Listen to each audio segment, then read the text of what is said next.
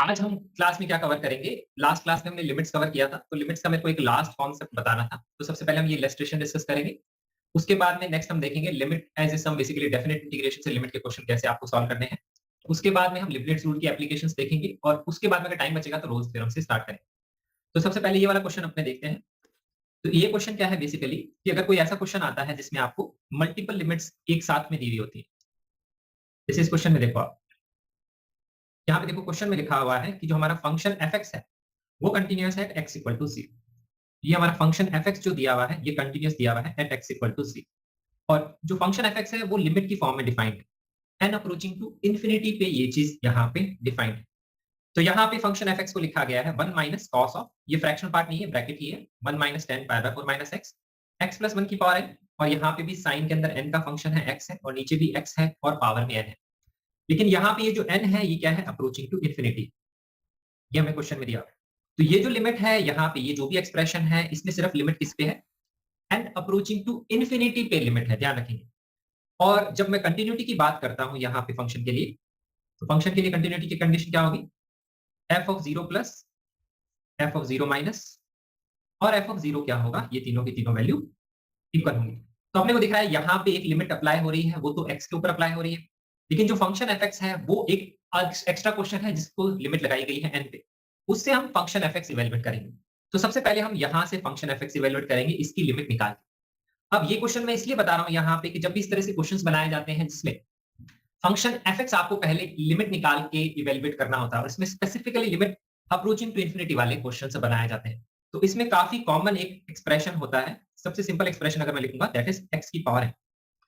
इसको एनालाइज करना जरूरी है क्योंकि इससे रिलेटेड यहाँ पे क्वेश्चन बनाए जा सकते हैं। जैसे फॉर एग्जांपल कि अगर मैं बात करता हूँ x raise to power n की, तो इन जनरली तो हम हमेशा बोलते हैं कि अगर n अप्रोचिंग टू इंफिनिटी होगा तो आप बोलेंगे सर x की पावर n तो इंफिनिटी को अप्रोच करेगा। लेकिन n अप्रोचिंग टू इंफिनिटी में दो केसेस बन सकते हैं x की पावर n के लिए। एक केस बन सकता है जब x की वैल्यू 0 से 1 के बीच में है, और एक केस बन सकता है जब x की वैल्यू क्या है? 1 से बड़ी है। जब x की वैल्यू 0 से 1 के बीच में है, तो अगर आप उसकी पावर इंफिनिटी पे लेके जाएंगे, फ्रैक्शन की पावर इंफिनिटी, तो x की पावर n किसको अप्रोच करेगा? 0 को अप्रोच करेगा। लेकिन अगर x की वैल्यू 1 से बड़ी है, तो x की पावर n किसको अप्रोच करेगा? इंफिनिटी को अप्रोच करेगा। तो एक इंपॉर्टेंट चीज है इसके बारे में। जैसे फॉर एग्जांपल अगर आपको ये लिमिट इवैल्यूएट करनी जाए, सबसे सिंपल एक क्वेश्चन बनाते हैं इसी के ऊपर कि आपसे बोला जाए limit n approaching to infinity x raise to power n minus 1 upon x raise to power n plus 1। अब x यहाँ पे एक वेरिएबल है, तो इसका आंसर क्या आएगा? तो इसके दो आंसर आएंगे। It will depend upon the value of x। जब x की वैल्यू 0 से 1 के बीच में है, तब x की पावर n किसको अप्रोच करेगा?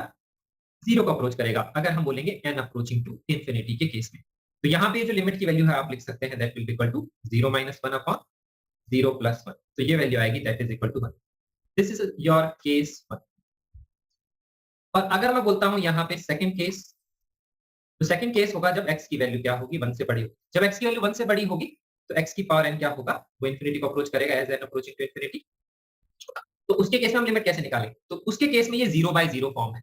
तो उसके केस में अगर आपको लिमिट निकालनी है, तो आप इसको लिखेंगे x की पावर n से डिवाइड करके, क्योंकि इंफिनिटी से डिवाइड करते हैं हाईएस्ट पावर ऑफ x से। तो यहाँ पे वैल्यू आएगी इसके बराबर।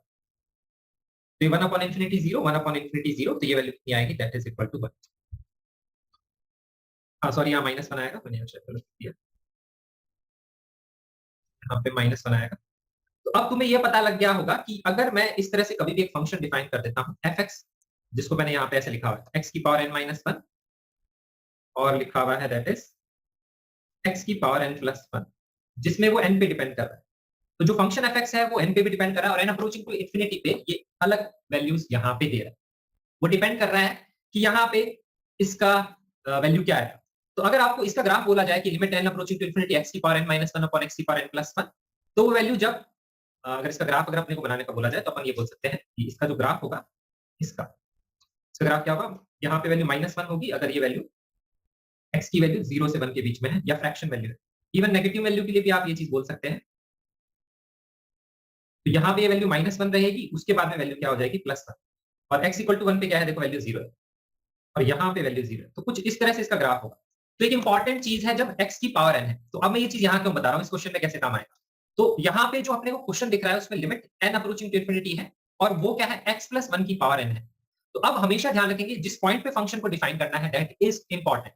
Why that becomes important? क्योंकि देखो, अगर हमें जीरो पे इसको डिफाइन करना है तो जीरो प्लस और जीरो माइनस पे फंक्शन को डिफाइन करना है। तो हमेशा ध्यान रखेंगे जब भी इंफिनिटी पावर में आपको दिख रहा है, जैसे यहां दिख रहा है, उसके अंदर की वैल्यू को एनालाइज करना जरूरी है कि वो फ्रैक्शन है या वो वैल्यू 1 से बड़ी है। ये चीज इंपॉर्टेंट है। और इसमें जब इस तरह के क्वेश्चन बनाए जाते हैं तो उसमें जान करके ऐसा क्वेश्चन बनाया जाता है कि ये वैल्यू हमेशा इंफिनिटी को अप्रोच नहीं करे। जैसे फॉर एग्जांपल यहां पे क्वेश्चन में होता continuous at x equal to 1, तो क्या बोलते हैं 1 अगर यहां पे होता तो हम बोलते 1 प्लस और 1 माइनस, तो उसके केस में ये वैल्यू क्या आएगी? हमेशा 1 से बड़ी ही आएगी और उसकी पावर इंफिनिटी हमेशा इंफिनिटी को अप्रोच करेगा, ये हमें पता है। लेकिन अगर हम जीरो की बात करते हैं तो उसके केस में क्या होगा? उसके केस में फर्क आएगा। अगर x approaching to zero minus होगा मतलब जीरो से छोटी वैल्यू, तो हम ये बोल सकते हैं x को लिख सकते हैं zero minus H, just to understand it. और x प्लस 1 क्या हो जाएगा? वो हो जाएगा हमारा 1 माइनस एच। तो अब मुझे दिख रहा है कि 1 माइनस एच क्या है? This is nothing but a fraction value. This is belonging to 0 to 1। This is a fraction value जब x की वैल्यू 0 माइनस को अप्रोच कर रही है। और अगर x की वैल्यू 0 प्लस को अप्रोच करेगी तो उसके केस में क्या आ जाएगा? x प्लस 1 आ जाएगा 1 प्लस एच। तो ये वैल्यू अपने को पता लग जाएगी, दिस इज ग्रेटर देन 1। तो दोनों केस में ये जो लिमिट की वैल्यू है डिफरेंट आएगी और हम उसी के हिसाब से फंक्शन को इवेल्युएट करेंगे। तो फंक्शन का एक्सप्रेशन कुछ ऐसा आने वाला है। यहाँ पे मैं ये हटा देता हूँ, तो आपको यहाँ तक क्लियर होना चाहिए कि मैं क्या एक्सप्लेन कर रहा हूँ। तो जो फंक्शन का एक्सप्रेशन है वो चेंज हो रहा है depending upon value of x. और उसके केस में हम बोल सकते हैं यहाँ पे कि ये जो फंक्शन है ये दो पार्ट्स में अलग अलग डिफाइन होगा। तो बेसिकली हम इसकी लिमिट की ही वैल्यू निकालेंगे दो बार। एक बार एक्स को ऐसे मानते हुए कि एक्स की वैल्यू जो है जीरो से बड़ी है, मतलब ये क्या है? खुद इंफिनिटी को अप्रोच कर रहा है। ध्यान रखेंगे ये वैल्यू कैसे आएगी अभी मैं आपको एक्सप्लेन करूंगा। और जो दूसरा तरीका है, सेकंड केस क्या होगा जब हम एक्स प्लस 1 की वैल्यू मानेंगे, वो क्या है? फ्रैक्शन। तो ये जो फंक्शन है डिफाइन कैसे किया गया है, तो यहाँ पे इधर बना देते हैं, ये अलग केस हो गया है। अब इसको जो डिफाइन किया गया है, जो पहला केस है उसको ऐसे डिफाइन किया गया है कि हमने एक्स की वैल्यू मान ली, that is nothing but positive. X positive के लिए हम फंक्शन यहाँ पे डिफाइन कर रहे हैं। तो अगर मैं एक्स की पॉजिटिव वैल्यू के लिए फंक्शन डिफाइन कर रहा हूं ग्रेटर देन 0 के लिए, तो एक्स प्लस 1 क्या आएगा? ये 1 से बड़ा होगा। तो हमें यह पता लगता है x प्लस 1 की पावर n क्या होगा? वो इंफिनिटी को अप्रोच करेगा if n is approaching to infinity. हम यहां पे ये चीज बोल सकते हैं। यहां तक अपने को क्लियर होना चाहिए। तो अब अगर मैं इस लिमिट के एक्सप्रेशन को देखता हूं तो मुझे दिख रहा है, देखो n अप्रोचिंग टू इंफिनिटी है तो उसके लिए इस एक्सप्रेशन पे तो कोई फर्क पड़ने वाला नहीं है। तो हम यहां पे डिस्कस कर रहे थे कि अगर x की वैल्यू ग्रेटर देन 0 है तो x प्लस 1 जो है अप्रोच टू इंफिनिटी करेगा, अगर n की वैल्यू इंफिनिटी को अप्रोच कर रही है। तो यहाँ पे इंपॉर्टेंट चीज ये वाली है कि ये वाला जो एक्सप्रेशन है ये यहाँ पे क्या वैल्यू लेगा? This will approach to infinity, this will also approach to infinity. यहाँ तक अपने को क्लियर होना चाहिए। तो अब एक बात बताएंगे हम कि अगर ये वैल्यू इंफिनिटी को अप्रोच करी, तो जैसे यहाँ लिमिट इवेलुएट करते हैं तो हम क्या करते हैं, जो वैल्यू इंफिनिटी को अप्रोच करती है उससे हम डिवाइड कर देते हैं और आंसर निकाल। तो यहाँ पे हम x प्लस 1 की पावर n से अगर न्यूमरेटर डिनोमिनेटर को डिवाइड कर देंगे तो यहाँ बना जाएगा, यहाँ पे भी बना जाएगा और ये आएगा समथिंग अपॉन इंफिनिटी और ये आएगा x अपॉन इंफिनिटी। अब क्योंकि हमें x की वैल्यू पता है, जीरो के पास में है, साइन तो हमेशा -1 से 1 होता है, अपॉन इंफिनिटी करेंगे तो वो जीरो हो जाएगा, यहाँ पे भी अपॉन इंफिनिटी करेंगे तो जीरो हो जाएगा। तो जो एक्सप्रेशन आपका बचेगा, ये आगे वाला जो पार्ट है सिर्फ इतना ही एक्सप्रेशन आपका बचेगा, this will be the expression. तो यही यहाँ पे फंक्शन एफ को डिफाइन किया गया है। अगर x की वैल्यू क्या है? जीरो से बड़ी है। तो ये हमने क्या किया, इसकी लिमिटिंग वैल्यू निकाल ली n अप्रोचिंग टू इंफिनिटी। तो हम क्या कर रहे हैं, एक लिमिट की वैल्यू निकाल रहे हैं based upon the value of other variable that is x। तो लिमिट का जो क्वेश्चन है n अप्रोचिंग टू इंफिनिटी है, बट बिहाइंड द सीन्स हम क्या कर रहे हैं, x के ऊपर भी काइंड ऑफ लिमिट लगा रहे हैं, मतलब हम उसकी वैल्यू देख रहे हैं वो किसको अप्रोच कर रही है। और इस तरह के question specifically n approaching to infinity में ही बनाए जाते हैं, जिसमें वहां पे क्या होगा, x की पावर n टाइप का एक्सप्रेशन होता है और वो जो वैल्यू है 1 से बड़ी होगी या 1 से छोटी होगी, उसी के हिसाब से उसकी वैल्यू वो अप्रोच करती है कि वो इंफिनिटी होगी या इंफिनिटी नहीं होगी, जीरो होगी। तो यहाँ पे जो पहला वाला था वो एक्सप्रेशन ऐसे आ गया, x प्लस 1 की पावर n से न्यूमरेटर डिनोमिनेटर को डिवाइड करेंगे तो ये वाला पार्ट बचेगा, ये वाला पार्ट जीरो हो जाएगा, तो वो लिमिट आ जाएगी। तो यहाँ पे केस 1 से हमारा वो आ जाएगा। अगर हम केस 2 से अगर यहाँ पे बात करेंगे तो हम बोलेंगे x लेस देन 0 भी हो सकता है, जस्ट लेस देन 0। तो उसके केस में बोलेंगे कि जो x प्लस 1 है वो क्या होगा, फ्रैक्शन होगा। तो अगर ये वैल्यू फ्रैक्शन होगी तो x प्लस 1 की पावर n क्या होगा, वो जीरो को अप्रोच करेगा, अगर जो है n की वैल्यू इंफिनिटी को अप्रोच करेगी। तो अब अपने को पता है ये वैल्यू जीरो को अप्रोच कर रही है, ये भी वैल्यू जीरो को अप्रोच कर रही है, तो जीरो मल्टीप्लाइड बाय ये तो कुछ x की वैल्यू जीरो को करोगे तो कांस्टेंट ही कुछ आएगा, तो ये भी जीरो को अप्रोच करेगा, तो इसको हटा देंगे, सिर्फ यहां बचेगा x। अब हमारा इसमें क्वेश्चन हो गया केस 2 में कि limit n approaching to infinity. हमारा क्वेश्चन बेसिकली है lambda sine n minus under root of n square minus 8nx और अपॉन में वैल्यू लिखी हुई है दैट इज x। तो साइन के अंदर ये एक्सप्रेशन है। तो अब ध्यान रखेंगे n अप्रोचिंग टू इंफिनिटी है, तो अब हमें सिर्फ इस एक्सप्रेशन की वैल्यू निकालनी है n अप्रोचिंग टू इंफिनिटी पे क्या होगा। तो अगर हम इस एक्सप्रेशन की वैल्यू निकाल लेंगे, वो वैल्यू अगर हम यहाँ पुट कर देंगे तो वो वैल्यू हमारी 4 के बराबर आएगी। तो ये हम यहाँ इवैल्यूएट कर ले। तो अब हमारा क्वेश्चन बेसिकली ये है, क्योंकि n का एक्सप्रेशन यही है, n अप्रोचिंग टू इंफिनिटी है, तो हम ये वैल्यू निकालेंगे limit n approaching to infinity. तो अब हमारा सेपरेट क्वेश्चन ये हो गया, limit n approaching to infinity n minus under root of n square minus 8n। तो ये मैंने तुम्हें बताया था लास्ट क्लास में, इंफिनिटी माइनस इंफिनिटी की लिमिट है, तो आप n को 1/t पुट कर सकते हैं या इसको रैशनलाइज कर सकते हैं। मैं n को 1/t पुट करना प्रेफर करता हूं, मैं वैसे कर लेता हूं। तो n को 1/t पुट करेंगे तो t अप्रोचिंग टू 0 हो जाएगा, ये आएगा 1/t और यहाँ पे आ जाएगा 1/t, माइनस में आएगा अंडर रूट में, ये हो जाएगा 8t minus T square, sorry 1/t square 8/t, तो ये आ जाएगा 8t माइनस 1 और अपॉन में आ जाएगा t। तो ये एक्सप्रेशन आ गया t अप्रोचिंग टू 0 पे, तो इसकी लिमिट तुम निकाल सकते हो, ये 0 बाय, तो t अप्रोचिंग टू 0 पे न्यूमरेटर भी 0 है, डिनोमिनेटर भी 0 है, तो एल हॉस्पिटल से निकाल लो या फिर आप डायरेक्टली रैशनलाइज करके निकाल लो। तो ये वैल्यू जो है आपकी ये 4 के बराबर आ जाएगी। तो एक बार अब ये फंक्शन डिफाइन हो गया, अब आप कंटिन्यूटी की लगानी है जो वैल्यू, तो आप ये लेफ्ट हैंड लिमिट निकालेंगे, राइट हैंड लिमिट निकालेंगे, ये दोनों लिमिट आप कर लेंगे इवैल्यूएट, तो उससे यहाँ पे आपकी वैल्यू आ जाएगी। तो राइट हैंड लिमिट तो अपने को दिख रही है, लैम्डा मल्टीप्लाइड बाय 4, क्योंकि मैंने बोला था sin 4x को 4 लिख देंगे। तो यहाँ पे f ऑफ 0 प्लस तो अपने को दिख रहा है, वो कितना आएगा, दैट इज 4 लैम्डा, ये वैल्यू आ जाएगी यहाँ पे, और f ऑफ सॉरी 0 माइनस, तो यहाँ पे ये वैल्यू आ जाएगी, और f ऑफ 0 प्लस अपने को यहाँ पे निकालनी, तो ये 1 माइनस कॉस, ये 0 को अप्रोच कर रहा है तो इसके होल स्क्वायर बाय 2 लिख देंगे। ये सब हम लास्ट क्लास में डिस्कस कर चुके। तो आगे तो सिंपल लिमिट का क्वेश्चन है, बट इस तरह के क्वेश्चन बनाए जा सकते हैं और ये बहुत अच्छे क्वेश्चन फ्रेम किए जा सकते हैं, जिसमें जो फंक्शन fx है वो इस तरह से डिफाइंड है, something like x raise to power n is very common, जिसमें इस तरह के क्वेश्चन बनाए जाते हैं n अप्रोचिंग टू इंफिनिटी पे। तो ये हमारा यहाँ पे, So first of all, what which you explain कर दी ना? हाँ एक मिनट, आशीष भी कुछ पूछ रहे हैं। आशीष आपको क्या पूछना है? सर आपने यहाँ पे क्वेश्चन में लिखा हुआ था कि continuous at x is equal to 0, तो आपने पहले उन दोनों का लिमिट निकाला, x ग्रेटर देन 0 और x लेस देन 0 के लिए फंक्शन किस प्रकार से डिफाइन हो रहा है, उसके बाद कंटिन्यूटी अप्लाई किया ना? हाँ हाँ हाँ, यही किया है मैंने। हाँ तो बेसिक हाँ, तो सर यहाँ पे अगर x इज इक्वल टू 0 में तो डिफाइन करना आसान था, अगर कोई और दे देता कि किसी और पॉइंट पे कंटिन्यूअस है तो तब भी हम यही सेम अप्रोच रखते। अगर किसी और पॉइंट पे होता, मैं तुम्हें ये बता रहा था ना, सपोज अगर लिख देता x इक्वल टू 1, अगर x इक्वल टू 1 होता तो ये वैल्यू हमेशा इंफिनिटी को ही अप्रोच करती, ये वैल्यू भी हमेशा इंफिनिटी को ही अप्रोच करती। तो उसके केस में क्या था, उसके केस में fx हमेशा यही एक्सप्रेशन आता, भले ही x1 के, हाँ, तो अगर एक सिंगल एक्सप्रेशन अगर आता तो आप उसकी लिमिट निकाल लेते, आंसर आ जाता। तो वो तो और आसान, क्या कह रहे हो, वो और आसान हो जाता। हाँ, वो और आसान हो जाता। तो हम क्या यहाँ पे थोड़ा कॉम्प्लिकेटेड केस ही पढ़ रहे हैं, जिसमें आपको दोनों डिफाइन करना पड़े, जिसमें ये लिमिट चेंज हो रही है, हम वो केस पढ़ रहे हैं। और उसमें सबसे कॉमन जो है वो x की पावर n से रिलेटेड क्वेश्चन बनाया जाता है, क्योंकि पावर इंफिनिटी जो है 1 से बड़ी वैल्यू के लिए इंफिनिटी अप्रोच करती है, 1 से छोटी वैल्यू के लिए 0 को अप्रोच करती है, इसीलिए हम उसको डिस्कस करते हैं अलग से। जी सर, जी। हाँ, अब रवि आप क्या पूछ रहे थे, फर्स्ट पार्ट क्या एक्सप्लेन कर दो। So वो जो when x is equal to greater than 0 है, तो वो एक्सप्रेशन कैसे आया वो? x ग्रेटर देन 0 जो है, तो मैंने ये बोला था यहाँ पे कि ये जो x प्लस 1 की पावर n है, यहाँ पे ये जो वैल्यू है, अब ये इंफिनिटी को अप्रोच करेगी। तो हम यहाँ पे ये बात कर रहे हैं, अगर ये इंफिनिटी को अप्रोच करेगा तो अब हम यहाँ पे इसकी लिमिट कैसे निकालते हैं। देखो, अगर मैंने ये किया था तो मैंने क्या किया था, x की पावर n इंफिनिटी को अप्रोच करता है तो हम उससे डिवाइड कर देते हैं न्यूमरेटर और डिनोमिनेटर। तो उससे अगर हम डिवाइड करते हैं तो इस तरह से ये वैल्यू आती है। तो यहाँ पे भी मैंने यही किया, x प्लस 1 की पावर n से न्यूमरेटर को और डिनोमिनेटर को डिवाइड कर दिया इस केस में। इस केस में मैंने क्या किया, divide numerator and denominator by 1 plus x की पावर n।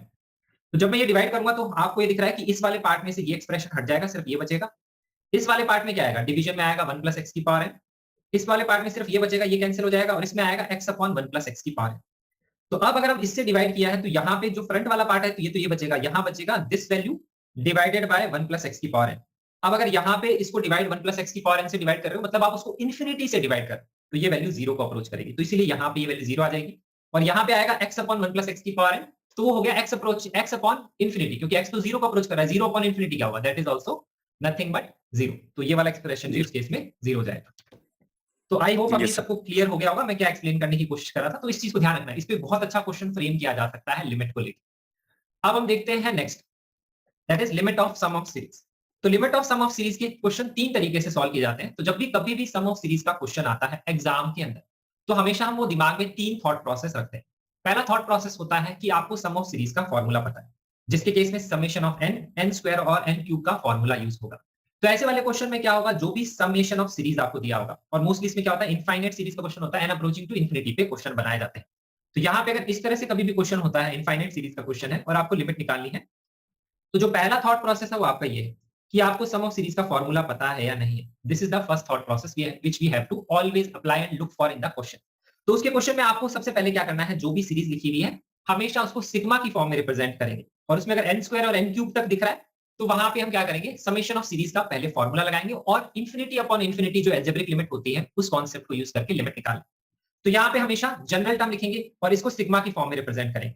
तो इसके लिए आप क्या करते हैं, जो भी सीरीज होती है उसमें टर्म्स को नोटिस करना होता है, और आर जो होता है वैल्यू जो चेंज होती है।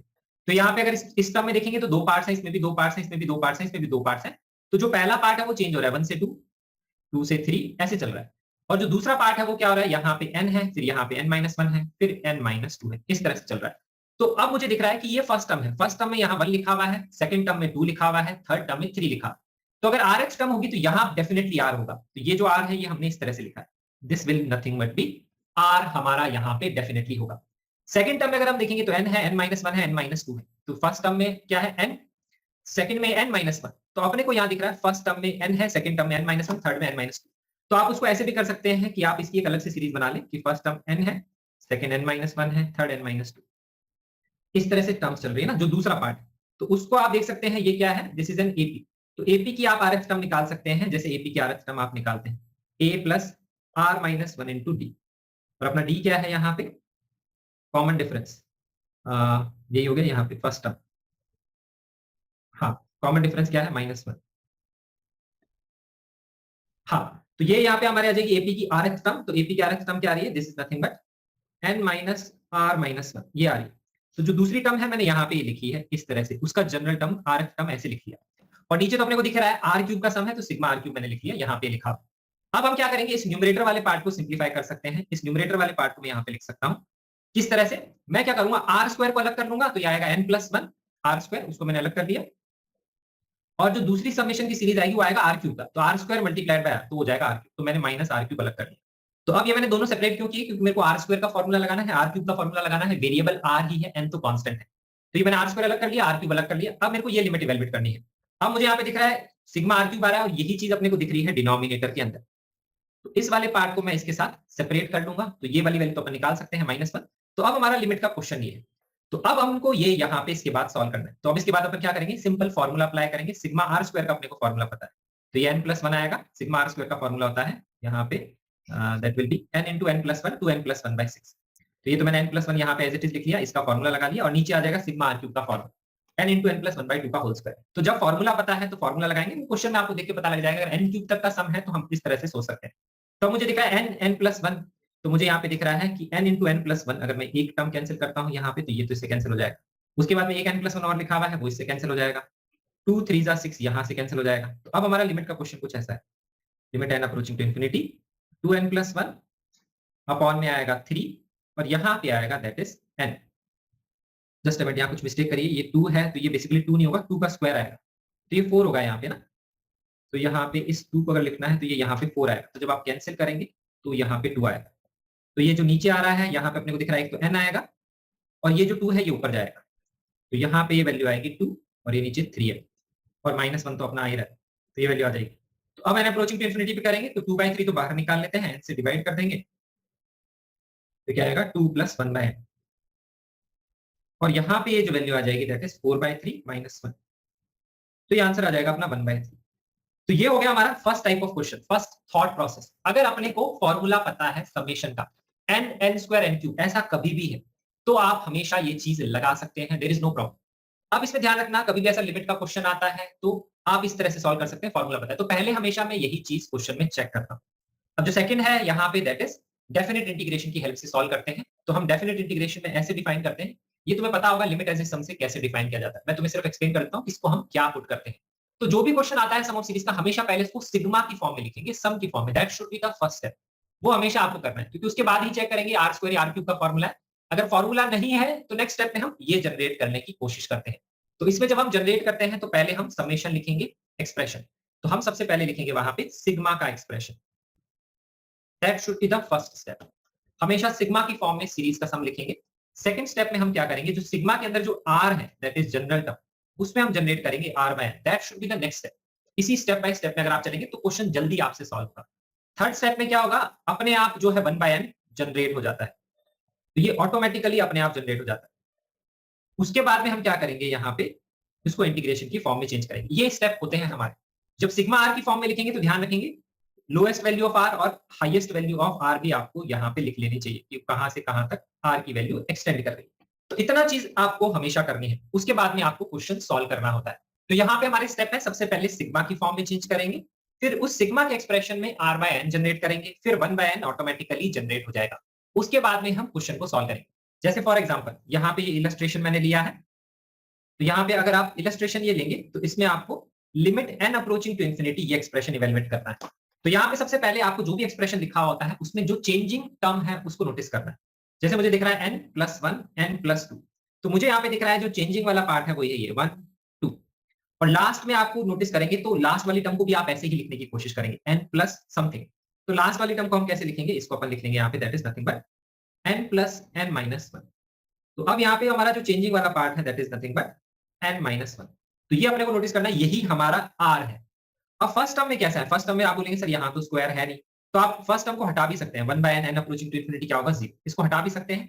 या फिर जो फर्स्ट टर्म है आप उसको ऐसे भी लिख सकते हैं कि हमें पता है नीचे स्क्वायर आना चाहिए, तो नीचे स्क्वायर आने के लिए ऊपर नीचे आप n से मल्टीप्लाई कर लेंगे, तो इसको आप लिख लेंगे n/n²।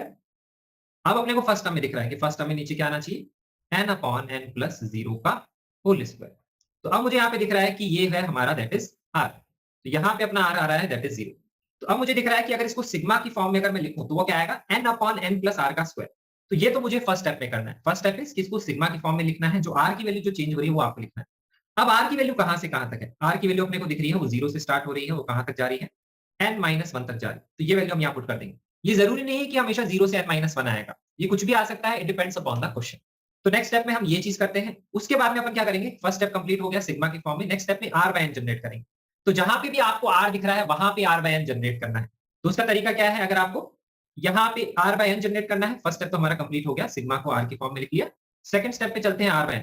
तो जहां r है वहीं r बाय n आएगा, तो यहाँ पे r बाय n कैसे आएगा, इसको अगर हम डिवाइड करेंगे n² से तभी क्या आएगा, यहाँ पे r बाय n आएगा अंदर। तो यहाँ पे हो जाएगा ब्रैकेट में n+r बाय n का whole square, that is 1+r by n का होल स्क्वायर। तो हमारा जो सेकंड स्टेप था वो यही था, आपको r बाय n जनरेट करना है, वो यहाँ जनरेट कर लिया। और जो न्यूमरेटर में अब n/n² आया है वो ऑटोमेटिकली यहाँ जनरेट हो जाएगा, दैट इज 1 बाय n। तो ये जो 1 बाय n है ये ऑटोमेटिकली यहाँ पे जनरेट हो जाएगा। This was our third step. तो ये हमें यहाँ पे इस तरह से इसको लिखना है। तो ये अपना क्लियर हो गया। एक बार फिर से स्टेप बाय स्टेप चलते हैं। जो भी आपको लिमिट समेशन ऑफ सीरीज दी हुई है, पहले आप उसको सिग्मा में चेंज करेंगे। सिग्मा में चेंज करते वक्त आपको सिर्फ पैटर्न नोटिस करना है, क्या वैल्यू चेंज हो रही है। जो वैल्यू चेंज होती है वही हमारा आर होता है। तो हर टर्म को आपको आर की टर्म्स में लिखना है। तो मेरे को इसको देख के ही आइडिया लग गया था, n/n+r का होल स्क्वायर कुछ इसी तरह से जनरल टर्म होती है। आपको सिर्फ आर की छोटी और बड़ी वैल्यू फाइंड करनी होती है। सबसे छोटी वैल्यू यही आएगी 0, सबसे बड़ी वैल्यू यहाँ पे आएगी। अगर आप इसको 2n-1 को अगर आप n+r से भी इक्वेट कर देंगे तो भी आपको r की वैल्यू मिल जाएगी। मैक्सिमम वैल्यू कितनी है, n-1 आएगी। तो ये लोअर और upper limit first step complete. Next step पे r बाय n जनरेट करना है, तो जहां पे भी r का एक्सप्रेशन है उसमें अपॉन n कर दीजिए, और अपॉन n करेंगे तो मल्टीप्लाई बाय n करना पड़ेगा। तो इसीलिए मैंने इसको अपॉन n² किया और ऊपर भी n² से डिवाइड किया। तो जैसे ही r बाय n जनरेट हुआ तो जो थर्ड स्टेप में 1 बाय n था वो ऑटोमेटिकली जनरेट हो जाएगा। अब हम इसको इंटीग्रेशन में चेंज कैसे करते हैं, तो ध्यान रखेंगे ये जो 1 बाय n है ये क्यों इंपॉर्टेंट है, क्योंकि यहाँ पे इसी से क्या आएगा और सिग्मा से इसको हम इंटीग्रेशन में चेंज करते हैं, क्योंकि जो इंटीग्रेशन होता है और समेशन वो दोनों ऑलमोस्ट सेम चीज होती है। अगर आपने लिमिट एज हमने पढ़ा होगा तो ये जो है हम इसको इंटीग्रेशन में चेंज करते हैं। 1 बाय n जनरेट करना इसलिए जरूरी है क्योंकि इसको आप वहां पे dx में चेंज करते हैं। अगर 1 बाय n आगे नहीं है तो हम उसको इस फॉर्म में चेंज नहीं कर पाएंगे। तो 1 बाय n भी जरूरी है और इंटीग्रेशन के लिए सिग्मा है, सिग्मा तो आपको हमेशा मिलेगा। जरूरी नहीं है 0 से n-1 हो, यहाँ से 0 से 2n भी हो सकता है, 0 से 3n, वो क्वेश्चन पे डिपेंड करता है, या 1 से 2n 1 से 3n कैसे भी हो सकता है। अब यहाँ पे जो हमने r बाय n जनरेट किया है, जो चेंजिंग क्वांटिटी है उसको हम लिखते हैं x। तो यहाँ पे हम इसको लिखेंगे x, ये हो जाएगा हमारा dx, तो ये हो जाएगा dx अपॉन 1 प्लस x का होल स्क्वायर। तो यहाँ पे इसको हम इस तरह से लिख लेंगे dx अपॉन 1 प्लस x का होल स्क्वायर। इंटीग्रेशन आएगा यहाँ पे, सिग्मा को हमने इंटीग्रेशन में चेंज किया। अब लोअर और अपर लिमिट हम कैसे निकालते हैं, जो वेरिएबल है जिसको हमने एक्स पुट किया। तो r बाय n पे हमेशा लोअर और अपर लिमिट निकलती है, तो हमेशा अपने को r की वैल्यू देखनी है। r की वैल्यू 0 है क्योंकि यही है हमारा लोअर लिमिट, तो उसके हिसाब से आएगा r इक्वल टू 0 के लिए वो आएगा r बाय n की वैल्यू आएगी दैट इज 0 बाय n। तो ये आपकी हो जाएगी लोअर लिमिट। अब अगर ये 0 आ रही है तो 0 आएगी, और अगर कुछ और आएगी तो वैल्यू कुछ और आ जाएगी। और मैक्सिमम वैल्यू है r की n-1, तो यहाँ पे अपर लिमिट आएगी n minus one by N, और ध्यान रखेंगे n minus one by N जो है ये limit n approaching to infinity obviously है, क्योंकि क्वेश्चन में n अप्रोचिंग टू इन्फिनिटी है, उसके कॉरेस्पॉन्डिंग ही अपर लिमिट निकलेगी। तो आएगी n minus one by N, तो ये वैल्यू कितनी आएगी 1 minus one by N, that is 1 minus 0, तो ये वैल्यू 1 आएगी। तो ये हमारी अपर लिमिट, तो लोअर और upper limit r by n पे निकलती है, तो ये 0 हो जाएगी, 1 हो जाएगी। इसके बाद में आप इंटीग्रेट करके इसको सॉल्व कर सकते हैं। तो 1 बाय n होना जरूरी है, उसी को dx में चेंज करते हैं, r बाय n को x पुट करते हैं, सिग्मा को इंटीग्रेशन में चेंज करते हैं, लोअर और अपर लिमिट जो है r की और छोटी और बड़ी वैल्यू का डिवाइड बाय n से निकलती है। तो ये होता है हमारा limit as a sum of series definite integration में चेंज करना। तो अब जैसे ही मेरे को ये क्वेश्चन दिखा था, मुझे पता था कि ये डेफिनेट इंटीग्रेशन से सॉल्व हो सकता है, क्योंकि एक तो मेरे को दिख रहा है पैटर्न चेंज होता हुआ, दूसरी चीज मेरे को यहाँ पे जो दिख रही है ना तो सिग्मा एन स्क्वायर ना सिग्मा एन क्यूब, ऐसा तो कुछ बनेगा नहीं। तो 99% ये डेफिनेट इंटीग्रेशन से ही सॉल्व होना चाहिए। अब हम एक क्वेश्चन और देखते हैं, ये जेई का क्वेश्चन है। तो जब जैसा भी कितना भी बड़ा क्वेश्चन हो, अगर आपने इसको सिग्मा की फॉर्म में चेंज कर लिया, क्वेश्चन छोटा हो जाता है। तो अब यहाँ पे एक सीरीज ये है, एक सीरीज ये है, बहुत सिंपल है, 1 2 3 अप टिल n। तो ये सिग्मा आर हो जाएगा, आर की पावर a, ये na+1 na+2 na+n, तो अपने को दिख रहा है ये दूसरा चेंजिंग वाला पार्ट। तो नीचे आएगा सिग्मा na+r, ये लिख लिया हमने, r की वैल्यू 1 से लेकर के n, यहाँ पे लिख लिया हमने ये समेशन का एक्सप्रेशन, क्योंकि r की वैल्यू 1 से n तक जा रही है, और ये जो बचा हुआ है इसको हमने एज इट इज लिख लिया। तो पहला स्टेप हमारा कंप्लीट हो गया, दैट इज हमने सिग्मा की फॉर्म में लिख लिया इसको एक्सप्रेशन को, और उसमें हमने r जनरेट कर लिया, और r की छोटी और बड़ी वैल्यू हमने निकाली। That was our first step. हमेशा क्वेश्चन को सिग्मा की फॉर्म में चेंज करके ऐसे लिखेंगे। नेक्स्ट स्टेप पे हम क्या करेंगे, सेकंड स्टेप हमारा होता है we will generate r by n। तो हम r बाय n जनरेट करेंगे। तो r बाय n कैसे जनरेट करेंगे भाई, तो आप यहां नोटिस करेंगे ये रहा, तो इसमें अपॉन n चाहिए, पावर में a है, तो इसको आप डिवाइड करेंगे n की पावर a से, तभी तो r बाय n जनरेट होगा यहाँ पे। और इसमें अगर चाहिए तो इसको आप किससे डिवाइड करेंगे, n से, तभी r बाय n जनरेट होगा। तो जो भी है आपको चाहिए डिवाइड करने के लिए, आप उससे डिवाइड कर लीजिए। और अगर आप n की पावर a से डिवाइड करेंगे इसको, तो ये आ जाएगा यहाँ पे हमारा n की पावर a, ये भी आ जाएगा n, तो ये हमने यहाँ पे जनरेट कर लिया। सेकंड स्टेप हमारा ये था, तो हमने क्या किया, n की पावर a से डिवाइड किया, ये एक्सप्रेशन आ गया। अब उसके बाद में अगर आपने डिवाइड किया है, तो ऐसे तो आप मैथ्स में डिवाइड नहीं कर सकते, तो आपको मल्टीप्लाई भी करना पड़ेगा। तो n की पावर a से अगर डिवाइड किया है तो n की पावर a से मल्टीप्लाई करना पड़ेगा न्यूमरेटर में, और डिनोमिनेटर में अगर n से डिवाइड किया है तो n से मल्टीप्लाई करना पड़ेगा। ये वैल्यू 1/60 है। नेक्स्ट स्टेप हमारा ये कंप्लीट हो गया, यहां तक अपने को क्लियर है। तो सेकंड स्टेप हमारा था जनरेट r बाय n, वो भी हमने कर लिया। अब अपने को पता है इसको हम इंटीग्रेशन की फॉर्म में और इसको हम इंटीग्रेशन की फॉर्म में चेंज कर सकते हैं, क्योंकि एक क्वेश्चन ऊपर है एक क्वेश्चन नीचे है, दोनों को इंटीग्रेशन की फॉर्म में चेंज करके लिखा जा सकता है। बट दिक्कत ये है कि दोनों को 1/n चाहिए। तो हमारा नेक्स्ट स्टेप क्या होता है, थर्ड स्टेप। अभी हमने तो बोला था कि थर्ड स्टेप में जो 1/n होता है वो ऑटोमेटिकली जनरेट हो जाता है, लेकिन नहीं जनरेट हो रहा था तो आप 1/n से मल्टीप्लाई डिवाइड कर लो। तो मैं यहाँ पे क्या कर सकता हूँ, इसको भी 1/n से मल्टीप्लाई कर लूँ और इसको भी 1/n से मल्टीप्लाई कर लूँ, ताकि ये वाला जो पार्ट है लिमिट के साथ कंबाइन होकर ये दो इंटीग्रेशन बन जाए। और 1/n से डिवाइड और मल्टीप्लाई करेंगे तो ये आपस में वैसे ही कैंसिल हो रहे हैं, तो कोई टेंशन नहीं। तो थर्ड स्टेप जो था, अब हमारा 1/n जनरेट हो गया। तो इतना पार्ट अपने को दिख रहा है कि अपन इसको क्या कर सकते हैं, इंटीग्रेशन की फॉर्म में चेंज कर सकते हैं, इससे अपन इंटीग्रेशन बना सकते हैं। अब जो बचा हुआ एक्सप्रेशन है, अब आप उस पर फोकस करेंगे कि यहाँ क्या है। तो जो बचा हुआ एक्सप्रेशन है वो है ये।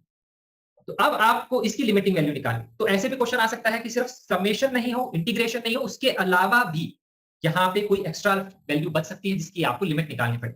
तो मुझे दिख रहा है n अप्रोचिंग टू इन्फिनिटी है, तो मैं इसकी लिमिट कैसे निकालूंगा, n की पावर a-1 से ऊपर नीचे डिवाइड करूंगा। हाईएस्ट पावर ऑफ n से डिवाइड करते हैं, हम वैसे ही करते हैं। तो यहाँ पे क्या आएगा इसकी limit, limit n approaching to infinity आ जाएगी। मैं n की पावर a-1 से डिवाइड करूंगा तो ये 1 आएगा, नीचे आएगा 1 + 1 अपॉन n की पावर a-1। तो ये n अप्रोचिंग टू इन्फिनिटी क्या आएगा, 1 अपॉन 1 + 0। तो ये वैल्यू क्या आ रही है, 1 ही आ रही है। तो ये लिमिटिंग वैल्यू 1 है, इसको हमने यहाँ 1 पुट कर दिया। ये अब हम इसको इंटीग्रेशन में चेंज कर लें, तो ये आएगा हमारा dx, ये आएगा x की पावर a, और अब हम यहाँ पे ये लिखेंगे, ये आएगा हमारा dx, ये आएगा a + x, ये आ जाएगा। लोअर और अपर लिमिट किस पे होती है, r बाय n पे होती है। r की वैल्यू 1 है तो 1/n हो जाएगा 0, क्योंकि n अप्रोचिंग टू इन्फिनिटी है तो lower limit 0। Upper limit n है तो r बाय n की वैल्यू क्या आएगी, n/n, that is nothing but 1। तो ये 0 से 1 इंटीग्रेशन आएगा। अब आप इसको वैल्यू यहाँ पुट कर देंगे, इससे a में एक इक्वेशन बनेगी, उससे सॉल्व करके आप a निकाल सकते हैं। तो इस वाले क्वेश्चन में क्या है, दो सीरीज है, एक ऊपर है और एक नीचे है, जिसको हमने अलग अलग इस तरह से लिखा हुआ है, तो जिसको हमने r बाय n जनरेट करके दो इंटीग्रेशन बना के सॉल्व कर लिया। तो ये हमारा क्वेश्चन यहाँ तक हो गया है, ये हमें कंप्लीट है। तो ये इंटीग्रेशन में जो क्वेश्चन बनाए जाते हैं उसमें फर्स्ट टाइप होता है, that is sum of series का अगर क्वेश्चन है। इसी में एक जो डिफिकल्ट क्वेश्चन बनाया जाता है, that is product series. Product series पे ही जे एडवांस में एक बार क्वेश्चन आ चुका है रिसेंटली, और प्रोडक्ट सीरीज पे क्वेश्चन बनाया जा सकता है। पुराना वाला ये जो क्वेश्चन था ये भी जे एडवांस का था, ये जेई मेन में भी आया था, और ये वाला क्वेश्चन भी जे एडवांस में आ चुका है सिमिलर टाइप का। उसमें यहाँ पे शायद 3n नहीं था, 2n था, सिर्फ ये फर्क। तो अब हम नेक्स्ट देखते हैं प्रोडक्ट सीरीज को कैसे सॉल्व किया जाता है। प्रोडक्ट सीरीज के क्वेश्चंस भी इजी होते हैं, डिफिकल्ट नहीं होते हैं, वो दिखने में डिफिकल्ट लगते हैं, स्टेप बाय स्टेप चलेंगे तो वो भी सॉल्व हो जाता है। तो जो भी प्रोडक्ट सीरीज है, सपोज अपने को इसकी वैल्यू निकालनी है, limiting value N approaching to infinity, तो 99% क्वेश्चन एक इससे सॉल्व होगा, डेफिनेट इंटीग्रेशन के कॉन्सेप्ट से ही सॉल्व होगा। तो हम इसकी प्रोडक्ट सीरीज को कैसे सॉल्व करते हैं? तो हमारा इसमें जो थॉट प्रोसेस होता है, हम क्या करते हैं, प्रोडक्ट सीरीज को आप चेंज करेंगे सम में। This is your thought process, change to sum series, क्योंकि जो इंटीग्रेशन का फॉर्मूला है वो क्या है, सम सीरीज का ही होता है। तो उसके लिए सम सीरीज में कैसे चेंज करते हैं? प्रोडक्ट को सम में चेंज करने का तरीका क्या होता है, आप लॉग ले लो, क्योंकि लॉग में एक प्रॉपर्टी होती है कि product of two numbers is equal to sum of two numbers में चेंज हो जाता है लॉग के अंदर। Log A B equal to log A plus log B, यही हमारा थॉट प्रोसेस होता है। तो यहाँ पे इसकी लिमिट वैल्यू को मैं L मान लूंगा। लास्ट क्लास में मैंने बताया भी था कि L इवेल्युएट करना है या लॉग L इवेल्युएट करना है, उससे कोई फर्क नहीं पड़ता है। तो मैं इसमें दोनों तरफ ले लूंगा लॉग। तो ये हम इवेल्युएट कर रहे हैं लॉग ऑफ n। अब लॉग की जब वैल्यू पुट करेंगे तो देखो 1/n आगे आएगा, क्योंकि पावर तो आगे आती है, तो अपने को पता ही, तो ये अपने आगे आ गया। जैसे ही मुझे 1/n लिखा तो मेरे को चमका कि ये dx में चेंज हो सकता है। तो अब हमें सिर्फ क्या करना है, ये जो बचा हुआ एक्सप्रेशन है उसके अंदर क्या जनरेट करना है, r/n जनरेट करना है। एक बार आपने r/n जनरेट कर लिया तो उसको एक्सपोर्ट कर देंगे और इंटीग्रेशन का एक्सप्रेशन बन जाएगा और आंसर आ जाएगा। It is that simple. इससे हमें थोड़ा आइडिया ये लगता है। अब मैं इसमें 1/n आगे लियाऊंगा तो ये तो आ गया 1/n। अब मुझे पता है यहाँ पे ये जो प्रोडक्ट सीरीज है इसमें भी तो r होगा, जैसे सम ऑफ सीरीज में r होता है वैसे प्रोडक्ट ऑफ सीरीज में r होगा। तो अगर आप इसमें लॉग लेंगे तो इसमें क्या आएगा, log n+1 log n+2 log n+3 log 3, सबका सम आएगा, राइट? क्योंकि वो प्रोडक्ट में है तो वो सम में चेंज हो जाएगा लॉग की प्रॉपर्टी से। लेकिन वो हम नहीं लिख रहे। तो हमारा जो नेक्स्ट स्टेप था, स्टार्टिंग स्टेप, पहला स्टेप क्या था, r फाइंड करेंगे। तो देखो ये दिख रहा है आपको r, this is your r, जो वैल्यू चेंज हो रही। तो मुझे दिख रहा है log n+r का सम आएगा, क्योंकि n+1 n+2 n+3 up till n+2n या फिर 3n तक का प्रोडक्ट है, तो वो इवेंचुअली जैसे ही मैं लॉग लूंगा तो समेशन में चेंज हो जाएगा। तो इसको मैं डायरेक्टली सिग्मा लिख रहा हूँ, बाकी जा रहे जो स्टेप्स हैं वो मैं नहीं लिख रहा यहाँ। तो इसको मैंने log ऑफ n+r का सिग्मा में चेंज कर लिया। r की मिनिमम वैल्यू कितनी है, दैट इज 1, और मैक्सिमम वैल्यू कितनी है 2n। तो जो भी वैल्यू आएगी वो आपको यहाँ पे लिखनी है, ये ध्यान रखना। अब इसके बाद का नेक्स्ट स्टेप क्या होगा, ये हमारा फर्स्ट स्टेप था। तो अब इसमें क्या है, this is your first step था। तो हमारा जो 0th स्टेप था वो ये हो जाएगा। कैसे करेंगे, लॉग लेके, तो उसको आप 0th स्टेप बोल सकते हैं, that is step before first step. क्योंकि अभी तक हमारी सम सीरीज थी तो उसको सम में चेंज करने का जरूरी नहीं था, इसमें सम में चेंज करना है तो ये अब हमारा हो जाएगा 0th step, that is sum series में चेंज करने के लिए हमने क्या किया, दोनों तरफ लॉग ले लिया। हाँ, अब r की किस वैल्यू के लिए 3n आएगा, इसमें सबसे बड़ा एक तो इशू ये होता है कि सर r की मैक्सिमम वैल्यू क्या होती है। तो उसको सॉल्व करने का एक तरीका होता है, आपको n+r पता लग गया तो आप क्या करो, n+r की जो वैल्यू आ रही है, इस वैल्यू को, इसको आप इक्वेट कर दो 3n से, तो इससे आपको r मिल जाएगा मैक्सिमम वैल्यू कितनी होगी। तो कितना आएगा, 3n - n equal to 2n, तो मैक्सिमम वैल्यू 2n। ऐसे भी सोच सकते हो, या फिर जो लास्ट टाइम उसको आप n प्लस समथिंग की फॉर्म में लिख लो, तो n+2n, तो r की वैल्यू 2n, वैसे भी कर सकते, एक ही बात। अब हमें r की मैक्सिमम वैल्यू पता लग गई। अब हमारा नेक्स्ट स्टेप क्या होगा, अब नेक्स्ट स्टेप होगा हमारा ये कि हमने बताया कि हमें r/n जनरेट करना है। सेकंड स्टेप अपना वही था, हमें r/n चाहिए। तो सेकंड स्टेप की तरफ हम चलते हैं, वी नीड r/n। तो अब हम r/n की तरफ अगर चलते हैं तो हमें r/n चाहिए। तो मैं यहां से भी कर सकता हूं, कैसे, देखो इसके आगे मैंने इधर लिखा है, ठीक। तो मैं क्या कर रहा हूं, मेरे को यहाँ r/n चाहिए, तो ये वाला जो एक्सप्रेशन है इसको मैं ऐसे लिख सकता हूं। कैसे लिख सकता हूं, log of n plus r/n लिख सकता हूं, क्योंकि मेरे को चाहिए r/n, मैंने r प्लस r/n कर दिया। लेकिन अब ऐसे तो कर नहीं सकते log n प्लस r/n, क्यों नहीं कर सकते, क्योंकि अगर आपने n से डिवाइड किया तो n से मल्टीप्लाई करना पड़ेगा। n से मल्टीप्लाई करने का मतलब है आप ये जो जनरल टर्म है उसमें क्या कर रहे हो, आप log n ऐड कर रहे हो और log n आप सब्ट्रैक्ट करेंगे तो वो डिवीजन में r के नीचे n चला जाएगा, और अगर सब्ट्रैक्ट किया तो ऐड करना पड़ेगा। तो जैसे हम सम सीरीज में करते थे डिवाइड और मल्टीप्लाई, लॉग के अंदर रहेगा तो log ऑफ n ऐड और सब्ट्रैक्ट आपको करना पड़ेगा, और जो सब्ट्रैक्शन वाला पार्ट है वो डिवीजन में जाएगा, एडिशन वाला पार्ट आपको एक्स्ट्रा लिखना है। तो अब क्वेश्चन, ये जो सीरीज है ये सिग्मा क्या हो जाएगा, ये सीरीज कुछ अच्छा है, sigma log of 1 plus r/n, वो तो अपने काम का है क्योंकि अपने को r/n चाहिए था, ये तो अपने काम का है, ये इंटीग्रेशन में चेंज होगा। लेकिन एक और सिग्मा आएगा, वो ये वाला सिग्मा log n एक्स्ट्रा आ जाएगा अपना।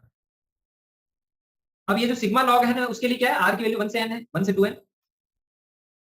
तो देखो इसमें r नहीं है तो ये कांस्टेंट टर्म है, यहाँ पे भी r की वैल्यू 1 से 2n है, इसमें n नहीं है तो ये कांस्टेंट है। तो ये वैल्यू किसके बराबर है, ये वैल्यू अगर मैं बोलूंगा तो कांस्टेंट है 2n टाइम्स, तो इसको मैं लिख सकता हूँ 2n log n आएगा, और जो सब्ट्रैक्ट हो रहा है वो क्या हो रहा है, 2n log n ही सब्ट्रैक्ट हो रहा है। तो हमें दिख रहा है ये जो एक्सप्रेशन है ये इससे कैंसिल हो जाएगा, तो बचेगा हमारा सिर्फ यही, यहाँ पे ये वाला एक्सप्रेशन, सिर्फ यही बचने वाला।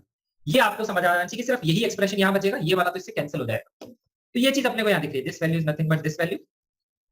तो ये एक्सप्रेशन इस वाली वैल्यू से कैंसिल हो जाएगा क्योंकि एडिशन में आएगा, वो सब्ट्रैक्शन में, ऐसे इसको हम सॉल्व कर सकते हैं। तो अब हमारा क्वेश्चन सिंपल है, ये dx आ जाएगा, ये log 1 + x आएगा, r बाय n पे लिमिट होती है, r बाय n 0 हो जाएगा, 2n बाय n हो जाएगा 2। तो ये इंटीग्रेशन अब इसके आगे आप सॉल्व कर लोगे, आंसर निकाल लो। तो एक तरीका तो ये होता है, मैं हमेशा इसी तरह से करता हूँ। फर्स्ट स्टेप ये था r, सेकंड स्टेप था r by n, third step हमारा था यहाँ पे इसको इंटीग्रेशन में चेंज करना, यही बताया था मैंने। तो ये यहाँ पे अपना थर्ड स्टेप में 1 बाय n था, 1 बाय n तो इसमें ऑलरेडी जनरेट हो गया, तो third step was already taken care of, तो उसकी अपने को टेंशन थी नहीं। तो इस तरह से हम प्रोडक्ट सीरीज को सम सीरीज में चेंज करके सॉल्व करते हैं। दूसरा तरीका क्या होता है कि इसको समझने का, कुछ लोग ऐसे भी समझते हैं या फिर आप ऐसे भी सोच सकते हैं अगर आपको दिमाग में स्ट्राइक करता है तो यहाँ पे जब मेरे को दिख रहा था ना ये, तो मुझे पता था कि ये समेशन में तो चेंज होगा। सेकंड थॉट जो है वो इस तरह से भी हो सकता है, मुझे ये पता था कि ये समेशन में चेंज होगा और n+r आएगा। n+r है, लेकिन n+r नहीं चाहिए, हमें क्या चाहिए, r बाय n चाहिए, क्योंकि समेशन में r बाय n चाहिए होता है। अब ये जो एक्स्ट्रा दिया हुआ है ना, ये इसीलिए दिया हुआ है, ये एक्स्ट्रा इसलिए दिया हुआ है क्योंकि यहीं से हम n अगर इसको दे देंगे तो r बाय n आ जाएगा। तो यहाँ पे ऊपर जो लिखा हुआ है उसको आप ऐसे भी समझ सकते हैं कि limit n tending to infinity, इसको प्रोडक्ट की सीरीज में हम ऐसे भी लिखते हैं कि मैं इसको पहले प्रोडक्ट लिख लेता हूँ, this is called product, this is called sum. Product में ऐसे लिखा जाता है। तो प्रोडक्ट में जब हम लिखते हैं तो इसको लिखेंगे n+r। प्रोडक्ट में n+r का मतलब है r की वैल्यू क्या है, 1 से लेकर के 2n है, और इसका प्रोडक्ट हो रहा है, मतलब n+1 n+2 up till n+2n का प्रोडक्ट। इसका बेसिकली मतलब ये होता है, जो एडिशन में होता है वैसे ये प्रोडक्ट में। अब इसके केस में हमेशा ऐसे होगा कि ऊपर देखो कितनी टर्म्स है 2n, तो नीचे भी देखो n की पावर कितनी है 2n। तो n की पावर 2n जो है, इसका मतलब है n को आप 2n टाइम्स प्रोडक्ट ले रहे हैं, तो मैं इसको ये लिख सकता हूं n+r अपॉन n का मैं 2n टाइम्स प्रोडक्ट ले रहा हूं। अगर मैं इसको भी प्रोडक्ट की सीरीज में इंक्लूड करना चाहूं तो ये मैं ऐसे भी लिख सकता हूं, और एक बार ऐसे लिख लिया तो फिर तो क्लियर हो गया, 1+r बाय n अपने को दिख रहा है यहीं पे, तो ये direct log of 1+r by n ही यहाँ पे आएगा। और ये जो प्रोडक्ट है ये सब में चेंज हो जाएगा जब भी हम log लेते हैं। तो तुम इसको ऐसे भी समझ सकते हो, बोथ वेज आर सेम। अगर ये दिख जाता है तो वेरी गुड, ये प्रोडक्ट है n+r का, और ये नीचे क्या आएगा, यहाँ पे भी ये भी टर्म अगर प्रोडक्ट में होगी तो number of terms almost same होती है, तो हर एक में n डिवाइड करके आप उसको ऐसे भी लिख सकते हैं। तो ये हमारे क्वेश्चंस हो गए limit as a sum of series. इसमें किसी को कोई डाउट है तो पूछ लो, नहीं तो फिर अपन आगे चलते हैं नेक्स्ट स्टेप पे। अब देखो, तो मैंने तुम्हें बताया 3 तरीके होते हैं लिमिट के क्वेश्चन सॉल्व करने का। पहला वाला तरीका मैंने एक्सप्लेन किया, दूसरा वाला था सम सीरीज और product series. Product series is very important, उस पे जेईई एडवांस में क्वेश्चन बनाया जा सकता है, तो उसके मैं कुछ क्वेश्चन दूंगा प्रैक्टिस करने के लिए, वो क्वेश्चन जरूर प्रैक्टिस कर लेना।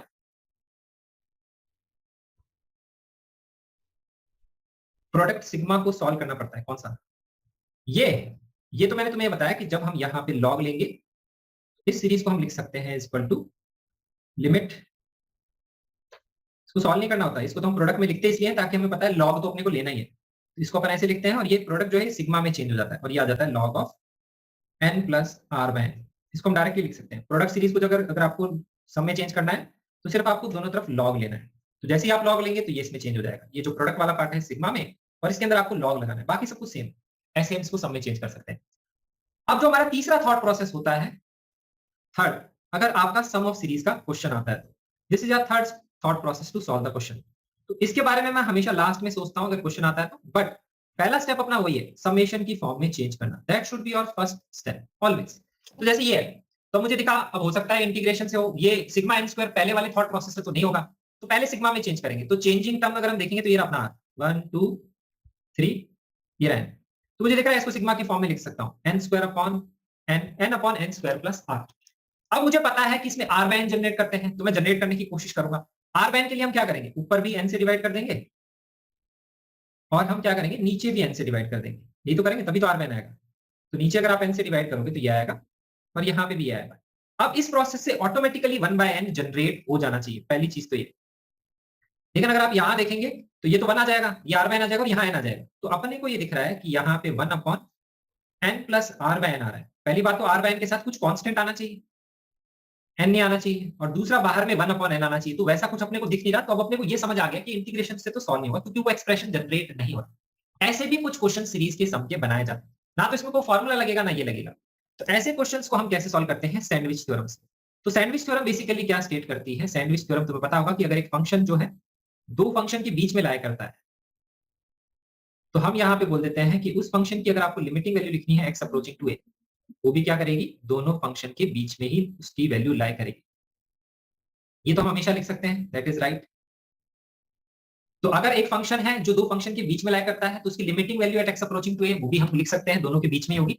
जैसे हम इनइक्वालिटी में दोनों तरफ इंटीग्रेट कर सकते हैं, वैसे ही आप इनइक्वालिटी में दोनों तरफ लिमिट ले सकते हैं। और अगर ये बोलता है if limit x approaching to a जो है gx और hx की वैल्यू कांस्टेंट आ जाती है, यहां जो वैल्यू आ गई और यहां जो वैल्यू आ गई सेम आ गई, दैट इज सपोज l, तो उससे हम बोल सकते हैं कि यहां पे लिमिट एक्स अप्रोचिंग टू ए क्या होगा, fx भी l के बराबर होगा। तो लेफ्ट हैंड और राइट हैंड साइड में अगर जो दो फंक्शंस के बीच में फंक्शन लाई कर रहा है, दोनों पे वैल्यू अगर l है तो फंक्शन की वैल्यू की लिमिटिंग क्या होगी, l के ही बराबर होगी। हम ये चीज यहां पे बोल सकते हैं। तो थर्ड ये थॉट प्रोसेस होता है सैंडविच थ्योरम का। तो अब हम क्या करते हैं, जो समेशन का एक्सप्रेशन लिखा हुआ है उसकी वैल्यू को हम पुट करते हैं। तो अब हम क्या करते हैं, इसी की मैक्सिमम और मिनिमम वैल्यू निकालने की कोशिश करते हैं। तो वो किस पे डिपेंड करेगा, यहाँ पे r की मैक्सिमम और मिनिमम वैल्यू, कि r की मैक्सिमम वैल्यू क्या होगी और मिनिमम वैल्यू क्या होगी। तो हम क्या करेंगे, एक बार r की जगह उसकी मैक्सिमम वैल्यू पुट कर देंगे और एक बार r की जगह उसकी मिनिमम वैल्यू पुट कर देंगे। तो r की वैल्यू अगर आप मैक्सिमम ले लेंगे तो r की मैक्सिमम वैल्यू कितनी है, that is equal to n। तो अगर r की वैल्यू आप n पुट कर देंगे तो आएगा n upon n square plus n। और अगर आप r की मिनिमम वैल्यू पुट कर देंगे वो कितनी है 1, तो यहाँ पे सिग्मा का एक्सप्रेशन आएगा n upon n square plus 1। क्योंकि नीचे की वैल्यू अगर आपने मैक्सिमम पुट कर दी तो यहाँ पे ये जो वैल्यू है ये क्या हो जाएगी, डिवीजन में बड़ी वैल्यू है तो ये वैल्यू किससे छोटी होगी, n upon n square plus r से छोटी होगी। और ये जो वैल्यू है अगर आपने डिवीजन में वैल्यू 1 पुट कर दी मिनिमम वैल्यू, तो मिनिमम वैल्यू क्या होगी, यहाँ पे ये मिनिमम हो जाएगा तो ये वैल्यू बड़ी हो जाएगी, क्योंकि ध्यान रखिए डिवीजन में छोटी वैल्यू पुट करते हैं तो आंसर बड़ा, तो n upon n square plus 1 क्या हो जाएगा, इससे बड़ा हो जाएगा। तो इसी तरह से हम क्या करते हैं, इस एक्सप्रेशन को बाउंड कर लेते हैं दो के बीच में कि n upon n square plus r क्या है, ये एक तो बड़ा है किससे, ये बड़ा है n upon n square plus 1 से, नहीं n स्क्वायर प्लस n से, और ये छोटा है n upon n square plus 1 से। r की वैल्यू अगर हम 1 से n के बीच में कुछ भी लेते हैं तो अब हम यहीं पे लगाते हैं सिग्मा। तो ये अपना जो सिग्मा है अब हम यहाँ लगा देते हैं कि इसका सिग्मा भी क्या होगा, इसके बीच में होगा, और सिग्मा पे अगर हम लिमिट ले लेंगे वो भी इसी के बीच में होगी, तो हम ये कंडीशन लगाते हैं। तो ये इससे बड़ा होगा, इससे छोटा होगा। तो अब हम यहाँ पे ये वैल्यू निकाल सकते हैं। क्यों हम यहाँ पे मैक्सिमम और मिनिमम वैल्यू लेते हैं, क्योंकि मैक्सिमम और मिनिमम वैल्यू लेने से क्या होता है, जैसे ही आप मैक्सिमम और मिनिमम वैल्यू लेते हैं उससे क्या होता है, यहाँ पे आप इस समेशन में क्या जनरेट करते हैं, कांस्टेंट समेशन जनरेट करते हैं। देखो अब यहां से अपने r हटा दिया और इसका सम हम आसानी से निकाल सकते हैं। तो जैसे मैंने यहाँ पे मैक्सिमम वैल्यू यहाँ ली थी तो इस समेशन के अंदर मैंने क्या जनरेट किया, r हटा दिया, मैंने कांस्टेंट यहाँ पे जनरेट कर लिया। तो ये हमारा थॉट प्रोसेस होता है क्वेश्चन को सॉल्व करने का। तो लिखना पहले सिग्मा की फॉर्म में ही है और उसमें r जो है उसके हिसाब से मैक्सिमम वैल्यू पुट करेंगे। अगर आपसे लिमिट नहीं निकल रही है डेफिनेट इंटीग्रेशन से तो उससे फिर उसकी आप बाउंड्री निकाल लेंगे कि किसके किसके बीच में होगा। सेम कंडीशन आप सिग्मा पे लगाएंगे और अगर दोनों साइड लिमिटिंग वैल्यू सेम आ जाती है तो वही इसकी लिमिटिंग वैल्यू होगी। अब ये आप निकाल सकते हैं n अप्रोचिंग टू इंफिनिटी के केस में। अब ये r इक्वल टू 1 से n है तो अगर हम ये वाले एक्सप्रेशन की बात करेंगे तो ये हम लिख सकते हैं limit n approaching to infinity, ये n टाइम्स आएगा ये एक्सप्रेशन, तो ये आएगा n square upon n square plus 1। और अगर मैं इसकी बात करूंगा तो ये भी n टाइम्स आएगा, तो इसको हम लिख सकते हैं limit n approaching to infinity, ये आएगा n square upon n square plus n। तो अब आप ये लिमिटिंग वैल्यू निकाल सकते हैं, तो ये भी वैल्यू 1 आएगी और ये भी वैल्यू 1 आएगी, तो उससे अपन बोल सकते हैं कि इसकी लिमिटिंग वैल्यू क्या होगी, 1 के बराबर। ऐसे हम सॉल्व करते हैं। तो ये हमारा थर्ड थॉट प्रोसेस है। तो जब भी सम ऑफ सीरीज का क्वेश्चन आता है पहले सिग्मा की फॉर्म में चेंज करेंगे, that should be the first step. Second step पे देखेंगे स्टैंडर्ड फार्मूला पता है तो अप्लाई कर देंगे, नहीं पता तो इंटीग्रेशन की डायरेक्शन में जाएंगे। इंटीग्रेशन की डायरेक्शन में अगर एक्सप्रेशन जनरेट नहीं हो रहा तो हम सैंडविच थ्योरम के बारे में सोचेंगे। मैं हमेशा क्वेश्चन जब भी आता है इन्हीं स्टेप्स में चलता हूं, ऐसे ही सॉल्व करता हूं, क्योंकि एक सिग्मा की फॉर्म में तो चेंज करना ही है। और जब भी प्रोडक्ट ऑफ सीरीज का क्वेश्चन आता है मोस्टली वो इंटीग्रेशन से ही सॉल्व होता है। तो प्रोडक्ट से हम कैसे जनरेट करते हैं ये भी मैंने तुम्हें बता दिया, by taking log both the sides. तो ये हमारा limit of sum of series वाला पार्ट कंप्लीट हो गया। अब हम चलते हैं नेक्स्ट पार्ट की तरफ। तो अब हमारा नेक्स्ट पार्ट है लिबनिज रूल। लिबनिज रूल क्या है, कहां पे काम में आता है, पहले हम इसका बेसिक फॉर्मूला पढ़ लेते हैं। फॉर्मूला ये स्टेट करता है कि अगर आपको किसी भी डेफिनेट इंटीग्रल का डेरिवेटिव लेना होता है, जैसे एफ टी डी टी है, इसको इंटीग्रेट करेंगे, लोअर लिमिट और अपर लिमिट क्या है, यहाँ पे वेरिएबल है, तो ये चीज इंपॉर्टेंट है, ये वेरिएबल की टर्म्स में होती है, दोनों में से एक वैल्यू वेरिएबल होगी, एक्स की टर्म्स में। तो अगर ये वैल्यू वेरिएबल है तभी हम उसका डेरिवेटिव निकालेंगे तो कुछ वैल्यू आएगी। कहने का मतलब ये है कि अगर आपने एफ टी का इंटीग्रेशन किया तो एफ टी का इंटीग्रेशन क्या आएगा, इंटीग्रेशन ऑफ एफ टी जो आएगा वो आएगा टी की टर्म्स में, उसको मैं बोल देता हूं कैपिटल एफ ऑफ टी, यही आएगा। और अगर आप ax और bx पुट करेंगे तो आएगा capital F of bx minus capital F of ax। तो अपने को दिख रहा है ये जो इंटीग्रेशन है ये किसकी टर्म्स में आएगा, ये x की टर्म्स में आंसर आएगा। अब ये अगर x की टर्म्स में आंसर आएगा इसीलिए इसका हम derivative with respect to x निकालेंगे, ये अपने को समझ आना चाहिए। तो यहाँ पे ये चीज जरूरी है, ये t जो है कंफ्यूज करने के लिए यहाँ पे दोनों तरफ x भी लिख सकता है, कोई प्रॉब्लम नहीं। ये जो इंटीग्रेशन है ये t की टर्म्स में है, कोई फर्क नहीं पड़ता, आंसर t की टर्म्स में आएगा। लेकिन अगर लोअर और अपर लिमिट कांस्टेंट है, सपोज 2 से 3, 3 से 4 कुछ ऐसा लिखा हुआ, तो इसका आंसर क्या आएगा, कांस्टेंट की टर्म में आएगा, क्योंकि capital F of b minus capital F of a दोनों कांस्टेंट, तो कांस्टेंट आएगा। और अगर उसका डेरिवेटिव लेना है तो जीरो आएगा, दोनों कांस्टेंट का डेरिवेटिव जीरो, एक भी अगर कांस्टेंट नहीं है, वेरिएबल है, आंसर वेरिएबल की टर्म्स में आएगा तो उसका डेरिवेटिव जीरो नहीं आएगा। तो ऐसे वाले फंक्शंस के केस में अगर हमें डायरेक्टली डेरिवेटिव इवैल्यूएट करना होता है तो हम कैसे करते हैं, तो उसका तरीका होता है जो भी अपर लिमिट है फंक्शन के अंदर पुट करेंगे, ये वैल्यू इवैल्यूएट करेंगे, मल्टीप्लाइड बाय अपर लिमिट का डेरिवेटिव, ये इससे मल्टीप्लाई माइनस लोअर लिमिट इसमें पुट करेंगे, मल्टीप्लाइड बाय लोअर लिमिट का डेरिवेटिव। इस तरह से हम इसको यहाँ पे लिख सकते हैं। तो उसको तुम ऐसे भी समझ सकते हो, जैसे मैंने कैपिटल एफ ऑफ टी लिखा है, तो अब मैं यहाँ पे अगर लिख लेता हूँ ए एक्स से बी एक्स, तो हम इसको लिख सकते हैं capital F of B X plus minus capital F of A X, यही तो आएगा। तो अगर आप इसका डेरिवेटिव लोगे तो लेफ्ट में क्या आएगा, लेफ्ट में तो मैंने ये चीज लिखी है कि इसका डेरिवेटिव लेना है, लेकिन अगर मैं इसका डिफरेंशिएशन करूंगा तो क्या आएगा, capital F dash D x multiplied by derivative of D x, यही आएगा भाई। और अभी मैंने आपको बताया कैपिटल एफ अगर इसका इंटीग्रेशन है तो कैपिटल एफ डैश क्या होगा, स्मॉल एफ होगा, तो इसको अपन क्या लिख सकते हैं, स्मॉल एफ ऑफ डीएक्स। तो यार नोटिस करो यही फॉर्मूला लिखा हुआ, स्मॉल एफ ऑफ डीएक्स, इसका डेरिवेटिव डीएक्स माइनस अगर इसका डेरिवेटिव लोगे तो small F of x minus derivative of x, वही टर्म यहाँ पे जनरेट हो जाएगी। तो ये अपने को क्लियर होना चाहिए, यहाँ तक क्लियर है। अब इसकी एप्लीकेशन क्या होती है, देखो इसकी एप्लीकेशन सबसे सिंपल एप्लीकेशन होती है लिमिट के क्वेश्चन निकालने में, लिमिट हम इवैल्यूएट करते हैं तो लिमिट इसके बाद में इसी ही टाइप के लिमिट के क्वेश्चंस बनते हैं। तो यहाँ पे जैसे एक सिंपल सा क्वेश्चन है, x अप्रोचिंग टू 1 है, ये लिमिट निकालनी है, इसमें 0/0 फॉर्म होगी और उसमें एक इंटीग्रेशन होगा, तो यूज क्या है, लिबनिट्ज रूल का यूज करते हैं एल हॉपिटल के साथ। तो सबसे पहले टाइप ऑफ क्वेश्चन ये होते हैं, सबसे सिंपल क्वेश्चन ये होता है, इसमें कोई टेंशन नहीं होती। अगर आपको लिमिट निकालनी है किसी एक इंटीग्रल की एक्सप्रेशन की जिसमें 0/0 फॉर्म जनरेट हो रही है और उसमें इंटीग्रेशन का एक्सप्रेशन है, तो x को 1 पुट करेंगे, 0 से 0, दिस इज 0, यहाँ 1 पुट करेंगे, ये भी 0 और ये भी 0। तो अब मैंने आपको पिछली क्लास में भी बताया था कि अगर मेरे को कोई भी चीज रिपीट होते हुए दिखती है तो पहले मैं उसको t पुट कर लेता हूँ या z पुट कर लेता हूँ, तो मैं इसको छोटा कर लेता हूँ हमेशा, that will be my next step. तो मैं x माइनस 1 को t z पुट कर लूंगा तो ये आ जाएगा। फिर मैंने तुम्हें बताया था अगर यहाँ पे साइन z है तो इसको हम z पुट कर सकते हैं, z अप्रोचिंग टू 0 पे, तो इसको z पुट कर लूंगा, तो इसको मैं इसमें चेंज कर। अब मैं यहाँ पे लगाऊंगा एल हॉपिटल रूल, जिसको आप बोल सकते हैं लिबनिट्ज रूल भी बोल सकते हैं। तो अब मैं यहाँ पे एल हॉपिटल रूल लगा रहा हूँ। तो एल हॉपिटल रूल बोलता है अगर 0/0 फॉर्म है तो आप न्यूमरेटर को अलग डिफरेंशिएट कर लो और डिनोमिनेटर को अलग डिफरेंशिएट कर लो। तो नीचे का डेरिवेटिव 2z आएगा, ऊपर का डेरिवेटिव क्या आएगा, z² पुट करेंगे तो आएगा z²। अच्छा ये इस तरह से किया, चलो इस तरह से नहीं करेंगे, मैं एल हॉपिटल रूल लगा रहा हूँ, मैंने एल हॉपिटल रूल लगाया, मैंने डिफरेंट तरीके से यहाँ लिखा है। एल हॉपिटल रूल लगाएंगे तो क्या आएगा, z² cos of z4 multiplied by z² का डेरिवेटिव, यही आएगा। z² का डेरिवेटिव कितना होता है 2z, ये आएगा न्यूमरेटर में, और डेरिवेटिव नीचे क्या आएगा z² का 2z। तो आप नोटिस करेंगे तो ये कैंसिल हो जाएगा, तो ये बचेगा limit z approaching to 0, 0 multiplied by 1 क्या हो जाएगा 0, तो आंसर क्या आएगा इसका 0 ही आएगा। अगर आप एल हॉपिटल रूल से करते हैं, this is the first way, इसी से हमें करना चाहिए क्योंकि this is the faster way. दूसरा तरीका यहाँ पे क्या किया है मैंने, इसको ये जो एक्सप्रेशन मैंने यहाँ लिखा है, ये एक्सप्रेशन मैंने लिखा है यहाँ पे, इसको इंटीग्रेट करके, तो हम लिमिट ऐसे भी तो निकाल सकते हैं। लिमिट निकालने के लिए पहले मैं इसका इंटीग्रेशन निकालूं, but that will be a longer step. Integration कैसे करेंगे, t² को कुछ पुट करेंगे, t dt हो जाएगा वो, फिर cos थीटा का इंटीग्रेशन आएगा sin थीटा, इस तरह से इसको इंटीग्रेट किया गया है, लोअर अपर लिमिट पुट करके ये वैल्यू निकाल। बट उतना बड़ा करने की जरूरत नहीं, इसके बाद हम डायरेक्टली एल हॉपिटल रूल से इसको सॉल्व कर सकते हैं। एक और इलस्ट्रेशन यहाँ पे देखते हैं, जैसे ये लिखा हुआ है, तो इसमें कई बार बेवकूफ बनाने के लिए क्या करते हैं, t के साथ dt है और यहाँ पे x नीचे अलग से दे देते हैं। तो ध्यान रखेंगे अगर t और x के बीच में कोई रिलेशन नहीं है, क्वेश्चन में नहीं दिया हुआ, तो t और x इंडिपेंडेंट है, तो इसको हम अलग कर सकते हैं ये और ये। और यहाँ पे f of 2 6 है, लिमिट x अप्रोचिंग टू 2 है, तो ये 0 चेंज होगा 6 से लेकर के 6। तो अब अगर हमें इसकी लिमिट निकालनी है तो हमें ये पता है ये 0/0 फॉर्म है, तो अब यहाँ पे हम एल हॉपिटल रूल लगा लें। तो ऊपर डेरिवेटिव क्या आएगा 2fx multiplied by upper limit का डेरिवेटिव f डैश, और दोनों में से अगर एक लिमिट कांस्टेंट है तो उसमें इसके डेरिवेटिव का पार्ट 0 आएगा, तो वो लिखने की जरूरत नहीं पड़ती, 6 का लगेंगे तो 0 आने वाला है। डिनोमिनेटर में x माइनस 2 का derivative 1, limit x approaching to 0 2, तो ये आंसर आएगा 2f2 f-2। मैंने शायद क्वेश्चन में f-2 लिखना भूल गया, वो भी यहाँ पे लिखा हुआ होगा। और ऐसे वाले क्वेश्चंस में मोस्टली हमेशा डिफरेंशिएबल फंक्शन दिया होता है, क्योंकि तभी आप डेरिवेटिव निकाल सकते हो। जैसे यहाँ पे एक क्वेश्चन देखेंगे, इसको भी थोड़ा अलग तरीके से लिखा हुआ है, देखो इसमें यहाँ इंटीग्रेशन अलग लिखी है, ये अलग लिखी है, तो इसको हम x माइनस 2 से डिवाइड करेंगे, तो ये वाला क्वेश्चन सेम है, सेम ही तरीके से आप उसको भी सॉल्व कर सकते हैं। तो ये वाले हमारे क्वेश्चन हो गए लिमिट्स यूजिंग लिबनिट्ज रूल।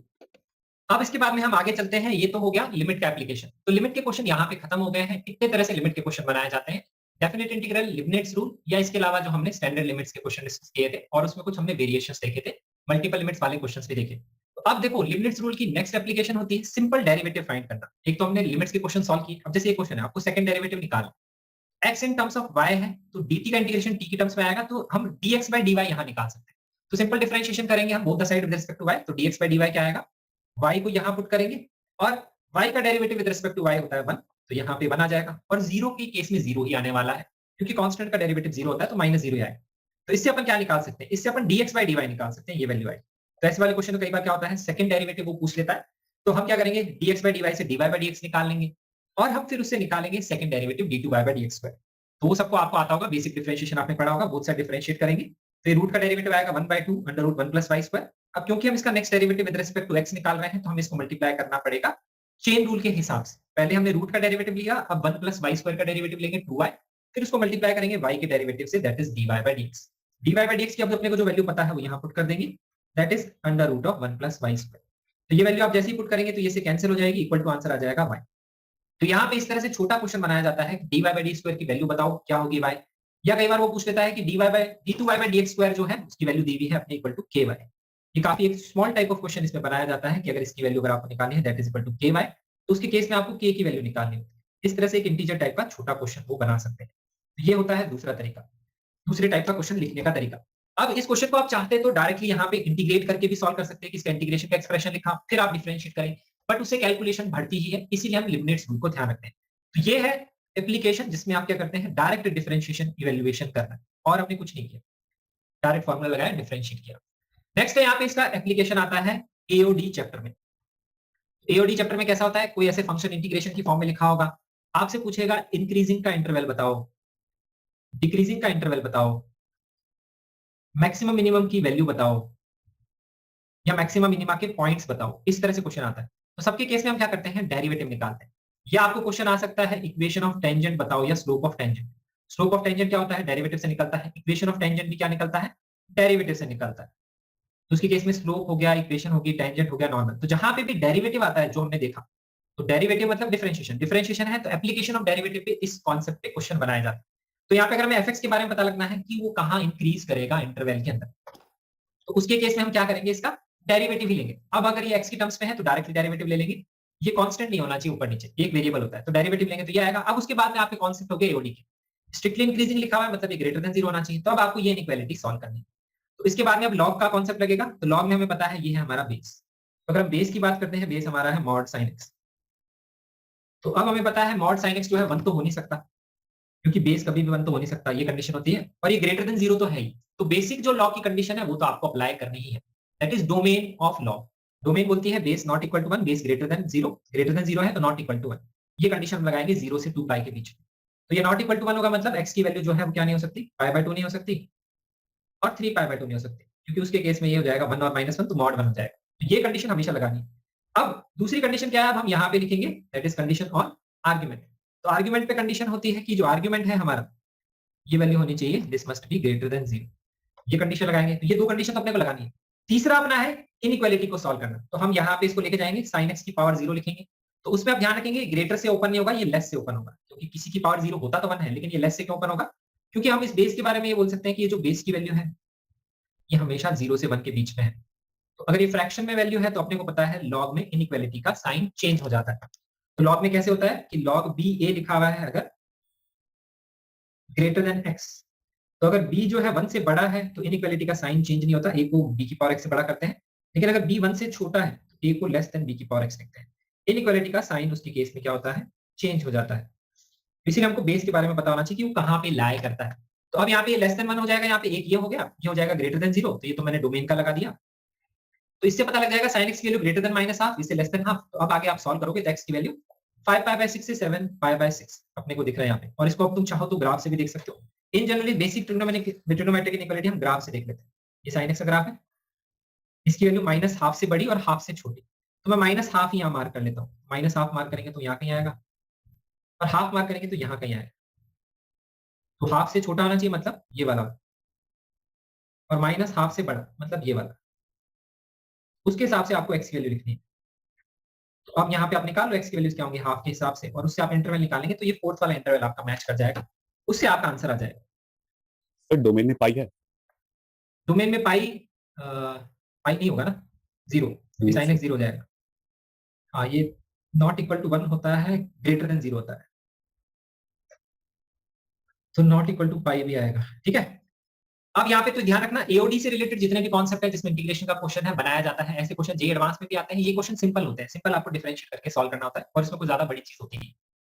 नेक्स्ट है यहाँ पे ये क्वेश्चन। अब ये क्वेश्चन क्या है, ये थर्ड टाइप ऑफ एप्लीकेशन है। ये क्या है, देखो इसमें अपने को इंटीग्रेशन इवैल्यूएट करना है। मोस्ट ऑफ तुमने ये क्वेश्चन किया होगा, ये क्लास में कराते हैं, हर जगह ऑलमोस्ट ये क्वेश्चन कराया जाता है। तो वो इसको सॉल्व करते हैं, इसका डिफरेंशिएशन करके। वो बोलते हैं हम इसको इवैल्यूएट नहीं कर सकते, इस इंटीग्रेशन को सॉल्व नहीं कर सकते। तो ऐसे वाले क्वेश्चंस को मैं बोलता हूँ जो इम्पॉसिबल इंटीग्रेशन होता है। इम्पॉसिबल मतलब हम उसको डायरेक्ट इंटीग्रेशन करके सॉल्व नहीं कर पाते। तो अगर आप सॉल्व करने की कोशिश करेंगे तो फंस जाएंगे क्वेश्चन में। इसमें साइन इनवर्स रूट टी का इंटीग्रेशन नहीं निकलेगा आपसे। इनवर्स फंक्शन का इंटीग्रेशन हम इंटीग्रेशन बाय पार्ट्स में पढ़ते हैं, अपने को पता है, बट इसका इंटीग्रेशन आप नहीं निकाल पाएंगे। तो ऐसे जो क्वेश्चंस होते हैं, और ऐसे क्वेश्चन जो इजी होते हैं उसमें क्या होता है, इसके जो ऑप्शंस होते हैं, मतलब एमसीक्यू में ऐसे इजी क्वेश्चंस कैसे होते हैं, मुझे कैसे पता लगता है कि डिफरेंशिएट करके सॉल्व करना है। अगर ऑप्शंस में इसका आंसर लिखा हुआ है कांस्टेंट वैल्यूज, अगर आंसर में है, तो वो मेरे लिए क्वेश्चन और इजी हो जाता है, क्योंकि मुझे पता है इसका मतलब मैं इसको इंटीग्रेट नहीं कर सकता। अगर मैंने इसके ऑप्शन देखे तो मुझे पता है 4 क्या है, कांस्टेंट है, तो मुझे पता है इसकी वैल्यू क्या है, कांस्टेंट है। तो मुझे पता अगर इसकी वैल्यू कांस्टेंट है तो इससे अपने को क्या पता लग गया, इसका डेरिवेटिव डेफिनेटली 0 आएगा। तुम इसका डेरिवेटिव निकाल सकते हो differentiate both the side with respect to x करके। dy by dx आएगा sin inverse of under root of sin square x multiplied by sin square x का derivative 2 sin x cos x plus cos inverse of under root of cos square x multiplied by cos square x का derivative minus 2 sin x cos x। sin x जो है positive होगा, 0 से पाई by 2, तो इसको sin x लिखेंगे under root हटा के, under root cos square x को भी cos x लिखेंगे क्योंकि cos x भी positive. sin inverse of sin x, x 0 से पाई बाय 2 है तो इसको x लिख लेंगे और इसको भी x लिख लेंगे। तो तुम्हें यहाँ पे दिखेगा कि ये जो वैल्यू है आपस में कैंसिल हो जाएगी, ये 0 आ जाएगा यहाँ, तो ये जनरेट हो जाएगा 0, तो इसका डेरिवेटिव 0। तो मेरे को जैसे ही ऑप्शन में दिखा था तो मुझे आइडिया लग गया था कि इसका डेरिवेटिव 0 होगा ही होगा। पहली चीज तो अगर ऑप्शन में नहीं भी दिया हुआ तो एक थॉट प्रोसेस हमेशा मैं ये दिमाग में रखता हूँ कि कोई इंटीग्रेशन मुझे एग्जाम में ऐसा दिख रहा है जो मेरे को देख के लग रहा है सॉल्व नहीं हो रहा, सॉल्व हो ही नहीं सकता, वो लूप्स में चल रहा है। अगर इस तरह का कोई क्वेश्चन है, मेरे दिमाग में एक चीज रहती है कि क्या पता मैं इसको डेरिवेटिव निकाल के देखूं वो 0 आ जाए। ऐसा कई बार होता है, बहुत कम क्वेश्चन है ऐसे, मैंने ज्यादा नहीं देखे, एक ही स्टैंडर्ड टाइप ऑफ क्वेश्चन मैंने तो ज्यादा बार देखा है, काफी सारे एग्जाम्स में रिपीट होता रहता है। तो इसके केस में अगर हमें पता है ये कांस्टेंट वैल्यू है, तो वो कांस्टेंट वैल्यू निकालने का तरीका है और एनी वैल्यू ऑफ x आप इस इंटीग्रेशन की वैल्यू निकाल। एनी वैल्यू ऑफ x का मतलब क्या है, आप ये जो x की वैल्यू ऐसी पुट करो, क्योंकि x पे तो डिपेंड ही नहीं कर रहा, आप x की ऐसी वैल्यू पुट करेंगे जिसके लिए आप इस इंटीग्रेशन को सॉल्व कर सकते हैं। तो उसका तरीका है, मैं x को पाई बाय 4 अगर पुट करूंगा तो उसके लिए क्या होगा, लोअर और अपर लिमिट सेम हो जाएगी, तो यहाँ पे आ जाएगा 0 से 1/2। और ऐसा करने से क्या होगा, क्योंकि हमें यहाँ पे क्वेश्चन में दिख रहा है साइन इनवर्स रूट टी और cos इनवर्स रूट, तो साइन इनवर्स और cos इनवर्स इन जनरली जब भी दिखता है तो ये होते हैं अपने कॉम्प्लीमेंट्री पेयर। तो मुझे पता है इनका सम पाई बाय 2 लिख सकता हूं अगर मैं दोनों की लोअर और अपर लिमिट सेम बना दूं, तब मैं इनको इंटीग्रेशन करके ऐड करके आंसर निकाल सकता हूं। उसके केस में मैं इसको लिख सकता हूं sine inverse root T plus cos inverse root, नहीं तो इसको मैं ऐसे नहीं लिख सकता और इसको सॉल्व नहीं कर सकता। तो अब मैं यहाँ पे अगर इसको यू लिख लूंगा तो ये वैल्यू आ जाएगी दैट इज पाई बाय 2, ये आंसर आ जाएगा पाई बाय 4, ये आ जाएगा हमारा आंसर। तो ये है थर्ड टाइप ऑफ क्वेश्चन। तो सिंपल क्वेश्चन है डेरिवेटिव निकालने के लिए, लिमिट निकालने के लिए, ये क्वेश्चंस हो गए। फिर नेक्स्ट हो गया एप्लीकेशन ऑफ डेरिवेटिव में कॉन्सेप्ट, मतलब आपको ए और डी में इसको सॉल्व करना है। ये impossible integration type of question, अगर कोई दूसरा पेपर आप दे रहे हो एग्जाम में, सपोज जेईई में ऐसा क्वेश्चन आ गया कि आपको ऑप्शन में कांस्टेंट वैल्यूज वहां पे दिख रही, तो अगर आपको किसी भी इंटीग्रेशन की वैल्यू कांस्टेंट दिख रही है तो आप ध्यान रखेंगे कि उसका डेरिवेटिव हमेशा 0 ही होगा। अगर उसका डेरिवेटिव आप निकालेंगे तो यहाँ पे 0 आ रहा है, तो हमें पता लग गया ये एक कांस्टेंट वैल्यू है। कांस्टेंट वैल्यू का मतलब ये x की वैल्यू पे डिपेंड ही नहीं करती है कि इसका आंसर क्या है। तो you can put any value of x। अब एनी वैल्यू ऑफ x हम क्या पुट करें, तो उसके लिए इजी वैल्यू है pi by 4। Why pi by 4? क्योंकि हम x की ऐसी वैल्यू पुट कर रहे हैं जिसके लिए लोअर और अपर लिमिट सेम हो जाएगी, और ऐसा करने से क्या होगा, साइन इनवर्स और कॉस इनवर्स का एडिशन जनरेट होगा, और वो जो एडिशन है वो एक कांस्टेंट वैल्यू होती है, उसका हम इंटीग्रेशन आसानी से कर सकते हैं। इसीलिए मैंने यहाँ पे पाई बाय 4 वैल्यू पुट करके सॉल्व किया। तो ये हो गया हमारा नेक्स्ट टाइप ऑफ एप्लीकेशन। अब हम चलते हैं इंटीग्रेशन के अंदर यहाँ पे। तो अब यहाँ पे देखो क्या है, अब नेक्स्ट, तो अभी तक क्या थे जो क्वेश्चंस थे, यहाँ पे y है, यहाँ पे फंक्शन ऑफ t है dt, और यहाँ ax और bx है। नेक्स्ट टाइप ऑफ क्वेश्चन है कि जब यहाँ पे क्या है, फंक्शन ऑफ x है, ठीक है, इंटीग्रेशन के अंदर भी x डाल दिया, और लोअर और अपर लिमिट भी क्या है, लोअर लिमिट और अपर लिमिट, ये भी क्या है, फंक्शन ऑफ x है। ये है कि यहाँ पे भी x का फंक्शन है और यहाँ पे भी x का फंक्शन। तो अगर आपको इसका डेरिवेटिव निकालना है तो आप इस फॉर्मूले से नहीं निकाल सकते, ये ध्यान रखना। इसका डेरिवेटिव अगर आप निकालेंगे वो तभी निकाल सकते हैं जब यहाँ पे लोअर लिमिट और अगर x है तो अंदर x नहीं होना चाहिए इंटीग्रेशन, तभी हम इसका डायरेक्टली डिफरेंशिएशन कर सकते हैं, नहीं तो नहीं कर सकते। अगर ऐसा होता है कि यहाँ पे भी फंक्शन ऑफ एक्स है, तो इसी फॉर्मूले को मॉडिफाइड करते हैं, जिसको मॉडिफाइड लिबनिज रूल भी बोलते हैं, या फिर higher form of Leibniz rule भी बोलते हैं। तो उसमें क्या होता है, फॉर्मूले में ये पार्ट तो सेम रहता है, यहाँ से लेकर के यहाँ तक का जो पार्ट है ये तो सेम है, ये तो आएगा ही। लेकिन अब चेंज क्या हो गया यहाँ पे, कि यहाँ पे भी फंक्शन ऑफ एक्स आ गया, यहाँ तो था ही फंक्शन ऑफ एक्स और यहाँ तो था ही। तो जो फंक्शन ऑफ एक्स है वो यहाँ पे भी आ रहा है। उसके केस में हम डेरिवेटिव कैसे निकालते हैं, तो उसका तरीका होता है कि आपको अगर इसका डेरिवेटिव लिखना है dy by dx, तो आप लिख सकते हैं किस तरह से, dy by dx में दो टर्म्स तो वही आने वाली है जो अभी आपने लिखी। वो क्या आएगी, x को यहाँ पुट करेंगे और x को यहाँ पुट करेंगे, तो आएगा x multiplied bye x multiplied by sin x square, और x का डेरिवेटिव वो हो जाएगा 1 माइनस, फिर रूट x पुट करेंगे तो आएगा x root x sine of root x का स्क्वायर, और फिर आएगा रूट x का डेरिवेटिव वो आएगा 1/2 रूट x। इतना तो आपको करना ही है, ये दो वैल्यूज तो यहाँ पे आएंगी ही आएंगी। इसके अलावा थर्ड वैल्यू अपने को और लिखनी होती है, अगर अंदर भी x आ जाता है तो थर्ड वैल्यू क्या बोलती है, यहाँ पे थर्ड वैल्यू है ये, तो वो बोलती है कि आपको ये एक्स्ट्रा एडिशन करना होता है। आप क्या करेंगे, इसमें यहाँ पे ऐड करेंगे इंटीग्रेशन ax से bx, तो ये आएगा रूट x से लेकर के x, और यहाँ पे जो अंदर फंक्शन था उसको आप सिर्फ x की टर्म्स में डेरिवेटिव लेंगे, इसके टर्म्स में सिर्फ पार्शियल डेरिवेटिव लेंगे with respect to x, t को कांस्टेंट मानते हुए आप इसका डेरिवेटिव लेंगे, ये एक एक्स्ट्रा टर्म उसमें ऐड आ जाता है। तो अगर इसका partial derivative with respect to x होगा, तो मतलब मैं यहाँ पे लिखूंगा del by del x of जो भी फंक्शन है x t sin t square, और यहाँ पे dt तो आना ही। तो अब हमारा ये क्वेश्चन हो गया, तो अब ये वाली जो वैल्यू है इसको अपन क्या लिख सकते हैं, x के रिस्पेक्ट में x का डेरिवेटिव 1, ये तो कांस्टेंट है तो ये आएगा t sin t स्क्वायर, उसमें अपने को ये वैल्यू ऐड करनी पड़ेगी। This will be the total expression, अगर आपको इस फॉर्मूले को यूज करके लिखना है और ये सही है। तो इसका मतलब क्या है, जब भी अंदर x आएगा तो आपको एक एक्स्ट्रा इंटीग्रेशन की वैल्यू हमेशा निकालनी पड़ेगी अगर आप इसको यूज करेंगे। तो इसको बोलते हैं मॉडिफाइड लिबनिट्ज रूल, कि अगर अंदर फंक्शन ऑफ x और t दोनों आ जाता है तब हम इसको यूज करते हैं। एक और तरीका होता है इसको यूज करने का, मॉडिफाइड को जनरली यूज किया जाता है अगर ये f ऑफ x, t है ना यहाँ पे लिखा, अगर ये इम्प्लिसिट फंक्शन है। कैसा है, इम्प्लिसिट एक्सप्लिसिट तुम्हें पता होगा। एक्सप्लिसिट का मतलब क्या होता है, एक्सप्लिसिट का मतलब होता है x और t जब अलग अलग है, ये दोनों सेपरेट है, उनको हम अलग अलग कर सकते हैं, दैट इज एक्सप्लिसिट। अगर सपोज यहाँ पे कुछ ऐसा लिखा होता, इधर एक्सप्रेशन होता, उसमें अंदर f ऑफ x, t ऐसा लिखा होता कि साइन ऑफ, हाँ इंडिपेंडेंट नहीं बोलते एक्चुअली में वो जो एक्सप्रेशन होता है उसको इंडिपेंडेंट नहीं बोलते, मतलब आप उसको सेपरेट करके लिख सकते हैं। अगर आप सेपरेट करके नहीं लिख सकते तो एक्सप्लिसिट नहीं है। जैसे हमने अगर सपोज लिख दिया यहाँ पे अगर कोई एक्सप्रेशन क्या लिखा था, तो अगर मैंने इसको लिख दिया जैसे sine of x plus e raise to power y cos x, अब ये क्या हो गया, वैसे ऐसे क्वेश्चन आते नहीं बट सपोज ऐसा लिखा हो, तो अब हम x और y को सेपरेट नहीं कर सकते, तो ये होते हैं इम्प्लिसिट फंक्शन जिसमें x और y सेपरेट नहीं कर। इसमें देखो x अलग कर सकते हैं, t अलग कर सकते हैं, y नहीं सॉरी t लिखना चाहिए क्योंकि t की टर्म्स में बोल रहा हूँ, तो इसमें हम अलग कर सकते हैं। तो जब अलग कर सकते हैं तो आप ऐसे भी कर सकते हैं और उसके बाद में आप इसको इंटीग्रेट करना पड़ेगा। इंटीग्रेट करना इजी है, t स्क्वायर को z मान लेंगे, तो अगर ये वैल्यू मेरे को लिखनी है तो मैं क्या लिखूंगा, t स्क्वायर को z मानूंगा तो t dt हो जाएगा dz by 2, ये आ जाएगा इंटीग्रेशन ऑफ dz by 2, और क्या आएगा sin z का इंटीग्रेशन, और t स्क्वायर को z माना था तो ये x से लेकर के x स्क्वायर हो जाएगी लिमिट। sin z का इंटीग्रेशन माइनस cos z होता है, माइनस cos z x से x स्क्वायर, ये अपना आंसर आ जाएगा। इसमें ये अगर आप ऐड कर देंगे तो इसका डेरिवेटिव। दूसरा तरीका क्या होता है वो मैं आपको बता देता हूँ, जब आपको अगर ये फॉर्मूला नहीं लगाना है, फॉर्मूला लगाने का भी तरीका है, बिना फॉर्मूला लगाने का भी तरीका है। दूसरा तरीका क्या है, अगर आपको करना है डिफरेंशिएट तो आप क्या करेंगे, जो x उसको बाहर लेके आए और उससे भी यही एक्सप्रेशन आएगा जो मैंने लिखा है, कोई चेंज नहीं आने वाला। मैंने क्या किया, x को लिया बाहर। बाहर क्यों ला सकते हैं, x और t पे कोई डिपेंडेंस नहीं है, एक दूसरे का अलग अलग है, तो this is independent variable, t और x का कोई रिलेशन नहीं। उसको मैंने अलग कर लिया। अगर यहाँ dt है तो अंदर सिर्फ t होना चाहिए। x को आप बाहर तभी ला पाएंगे जब वो एक्सप्लिसिट है, मतलब आप x को t से अलग कर सकते हैं, तभी ये चीज पॉसिबल हो पाएगी, तभी ये चीज काम आती है। और मोस्टली इम्प्लिसिट फंक्शन के क्वेश्चन जनरली आते थे, तो हम इसको सेपरेट जब कर सकते हैं तो मैंने इसको सेपरेट कर लिया। उसके बाद में अगर मैं इसका डिफरेंशिएशन लूंगा तो मैं लगाऊंगा यूजिंग प्रोडक्ट रूल, क्योंकि अब क्या है, एक फंक्शन ये है और एक फंक्शन हमारा x का ये है, तो इसीलिए हम ये फॉर्मूला नहीं लगा सकते, क्योंकि इसमें x अंदर था तो हम मान रहे थे कि ये t जो है x सेपरेटेड नहीं है, लेकिन ये x सेपरेट करके बाहर लेके आएंगे तो ये प्रोडक्ट ऑफ टू फंक्शंस हो गए, ये x का फंक्शन है, ये भी x का फंक्शन है, तो आपको प्रोडक्ट रूल से इसको डिफरेंशिएट करना पड़ेगा। तो अगर आप इसका डेरिवेटिव निकालेंगे तो dy by dx क्या आएगा, दैट विल बी फर्स्ट का x का डेरिवेटिव 1 मल्टीप्लाइड बाय इंटीग्रेशन, वो क्या आएगा root x e sin t square dt, plus में क्या आएगा x multiplied by derivative of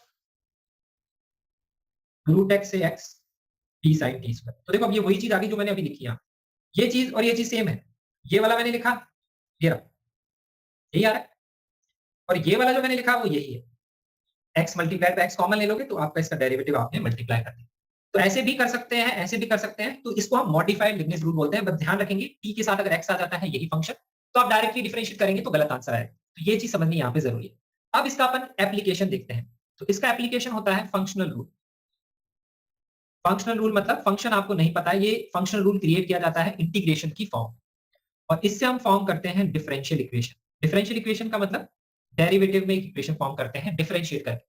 तो जैसे मैंने तुम्हें बताया था फंक्शनल रूल कंटिन्यूटी डिफरेंशिएबिलिटी में, तो उसमें f of x plus h minus fx से भी करते हैं, या उसको डिफरेंशिएट करके पार्शियली वैसे भी आप डिफरेंशियल इक्वेशन फॉर्म करते हैं f dash x और fx में।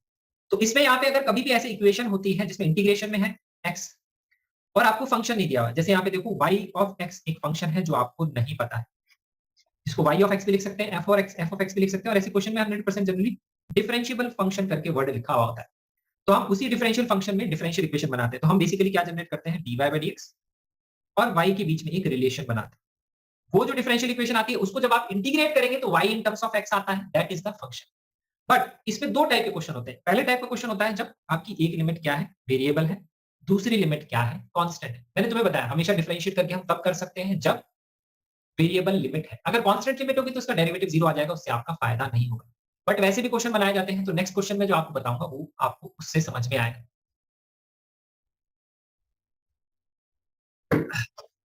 तो अब हम यहाँ पे अगर इसको सॉल्व करेंगे तो we will directly differentiate and form a equation. तो that should be your first step. तो हम दोनों तरफ क्या करेंगे, डिफरेंशिएट करेंगे both the side with respect to x। तो डिफरेंशिएट करेंगे तो आप x को अंदर भी ले जा सकते हैं, और जो मैंने अभी मॉडिफाइड लीबनिज़ बताया वो भी लगा सकते हैं, या जो नॉर्मल तरीका है प्रोडक्ट में वैसे भी कर सकते हैं। देखो ये एक्सप्लिसिट है, x और y अलग है, तो प्रोडक्ट में करेंगे तो 1 multiplied by this plus x multiplied bye इसका डेरिवेटिव। इसका डेरिवेटिव क्या आएगा, y आएगा, y of x multiplied bye x का डेरिवेटिव 1, कांस्टेंट का तो 0 आना है, तो x मल्टीप्लाइड बाय y, यही वैल्यू यहाँ पे आएगी। अब मैं राइट साइड का डेरिवेटिव करूंगा तो फिर से प्रोडक्ट रूल x प्लस 1 में अलग कर लूंगा, उसका डेरिवेटिव 1 मल्टीप्लाइड बाय ये वैल्यू, फिर x प्लस 1 मल्टीप्लाइड बाय इसका डेरिवेटिव, तो क्या आएगा x मल्टीप्लाइड बाय yx। यहाँ पे ये वैल्यू आनी है, x नहीं सॉरी, x प्लस 1 तो बाहर है ही, और x मल्टीप्लाइड बाय y यहाँ से आता है। तो ये हमारा एक्सप्रेशन जनरेट हो गया। एक बार डिफरेंशिएट करने से कई बार इक्वेशन बन जाती है, कई बार नहीं बनती, तो आपको एक बार और डिफरेंशिएट करना पड़ सकता है, ये ध्यान रखेंगे। लेकिन अब सबसे पहले हम इसको सिंप्लीफाई करें। तो सिंप्लीफाई करोगे तो आपको ये दिख रहा है यहाँ xy है और यहाँ पे भी क्या है xy है, ये टर्म तो अपनी कैंसिल होते हुए अपने को दिख रही है। तो यहाँ बचेगा x स्क्वायर y। ये जो एक्सप्रेशन है, ये जो एक्सप्रेशन इस पे आप नोटिस करेंगे, ये वाला पार्ट पूरा कॉमन है, इसको मैं लेफ्ट में ले जा सकता हूँ क्योंकि ये वाला पार्ट पूरा कॉमन है। तो उसमें अगर इसको लेफ्ट में ले जाऊंगा तो ये 1 minus T y of T dt हो जाएगा। एक्स वाई तो मैंने ऑलरेडी बोला था आपकी यहाँ टर्म जनरेट होगी, इधर भी होगी तो वो तो कैंसिल हो जाएगी, तो ये एक्सप्रेशन आ जाएगा। अब हम इसको एक बार और डिफरेंशिएट करेंगे क्योंकि अभी हमें डिफरेंशियल इक्वेशन फॉर्म नहीं हुई, क्योंकि अभी भी इंटीग्रेशन की टर्म्स में आंसर आ रहा है। तो अगर इसको डिफरेंशिएट करेंगे तो 1 minus x multiplied by y यही आएगा। अब यहाँ पे कोई x नहीं है और इसका डेरिवेटिव आएगा 2xy plus x square dy by dx। तो आप देखोगे dy by dx और y के बीच में एक एक्सप्रेशन आ गया कुछ इस तरह से, x square dy by dx y 1 minus 3x। तो आप वेरिएबल सेपरेट करके इसको सॉल्व कर सकते हैं। तो अब इसके बाद में सिंपल इंटीग्रेशन की इक्वेशन बन गई है, तो ये आएगा 1 minus 3x upon x square dx। तो ये आप सॉल्व कर लेना, सिंपल इंटीग्रेशन है, और ये यहाँ पे आएगा dy अपॉन y। इसको आप सॉल्व करके आंसर निकाल, तो ये अब अपना सॉल्व हो जाएगा यहाँ। अब इसके बाद में मैं एक चीज और बताता हूँ, देखो एक और इंपॉर्टेंट चीज क्या है। तो अगर आप इसको सॉल्व करेंगे तो ये क्या आएगा, y is equal to function of x plus some constant. अब ये जो कांस्टेंट है ना, ये इंपॉर्टेंट है क्योंकि ये आपको क्वेश्चन को सॉल्व जब करोगे तो ये तो निकालना ही पड़ेगा। अब इन जनरली जब आप डिफरेंशियल इक्वेशंस पढ़ते हैं तो कांस्टेंट निकालने के लिए क्वेश्चन में लिखा होता है f of 0 is 1, f of 1 is 2, ऐसा कुछ ना कुछ लिखा होता है। इसको फाइंड करने के लिए क्वेश्चन में हमेशा ये निकालने के लिए आपको क्या दिया होगा, क्वेश्चन में जैसे y को निकालना है तो आपको कुछ दिया होगा, y of a equal to b, ऐसा कुछ तो क्वेश्चन में दिया हुआ होगा ही होगा, ये हमेशा दिया होगा। अगर ये नहीं दिया हुआ तो हम कांस्टेंट नहीं निकाल पाएंगे, क्योंकि कांस्टेंट निकालने के लिए हम x की वैल्यू पुट करेंगे, y की वैल्यू b, तभी हमारा कांस्टेंट आएगा। तो या तो ये दिया हुआ होता है, और अगर ये नहीं दिया हुआ तो आपको निकालना पड़ता है। वो कैसे निकालते हैं ये भी इंपॉर्टेंट है, क्योंकि जनरली क्या होता है, मैंने ये देखा है कि हम ये सॉल्व कर लेते हैं, यहाँ पे आके स्टक हो जाते हैं, अपने को कांस्टेंट नहीं पता। तो हमें अगर नहीं पता तो हम क्या करते हैं, वो कांस्टेंट फाइंड करते हैं। कैसे फाइंड करते हैं, जो भी आपकी इंटीग्रेशन में इक्वेशंस दी हुई है, जितनी भी बनी, एक ये रही और एक बार आपने डिफरेंशिएट किया तो ये दो इक्वेशन, तो ये इंटीग्रेशन नंबर 1 वाली इक्वेशन, इक्वेशन नंबर 2, इससे आप वो कांस्टेंट निकालेंगे। तो इससे आप कांस्टेंट कैसे निकालेंगे, देखो तो उसका तरीका क्या होता है, आप x की ऐसी वैल्यू पुट करते हैं जिसके लिए वो इंटीग्रेशन वाला पार्ट जो है 0 में चेंज हो जाता है, क्योंकि हम इंटीग्रेशन को सॉल्व तो कर नहीं सकते। तो अगर आप इंटीग्रेशन को सॉल्व नहीं कर सकते तो सॉल्व करे बिना कैसे निकालेंगे सर? तो हम x की ऐसी वैल्यू पुट करते हैं जिससे इंटीग्रेशन की वैल्यू 0 में चेंज हो जाती है।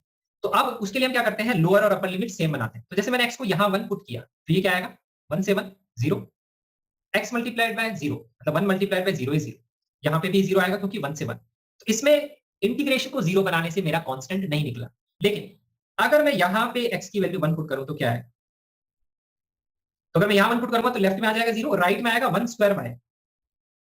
तो अपने को ये पता लग रहा है x इक्वल टू 1 पे y की वैल्यू 0 है।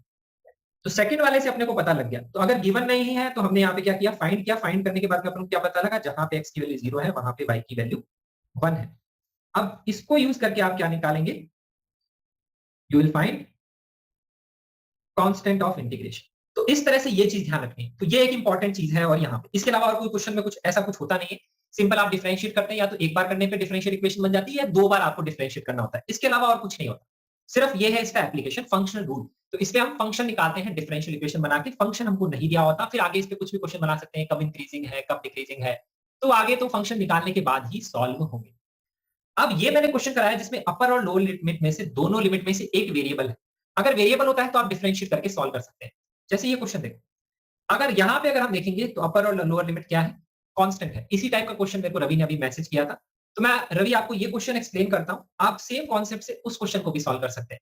और इसी कॉन्सेप्ट पे जेईई मेन 2021 में भी एक इंटीग्रेशन का क्वेश्चन आया था।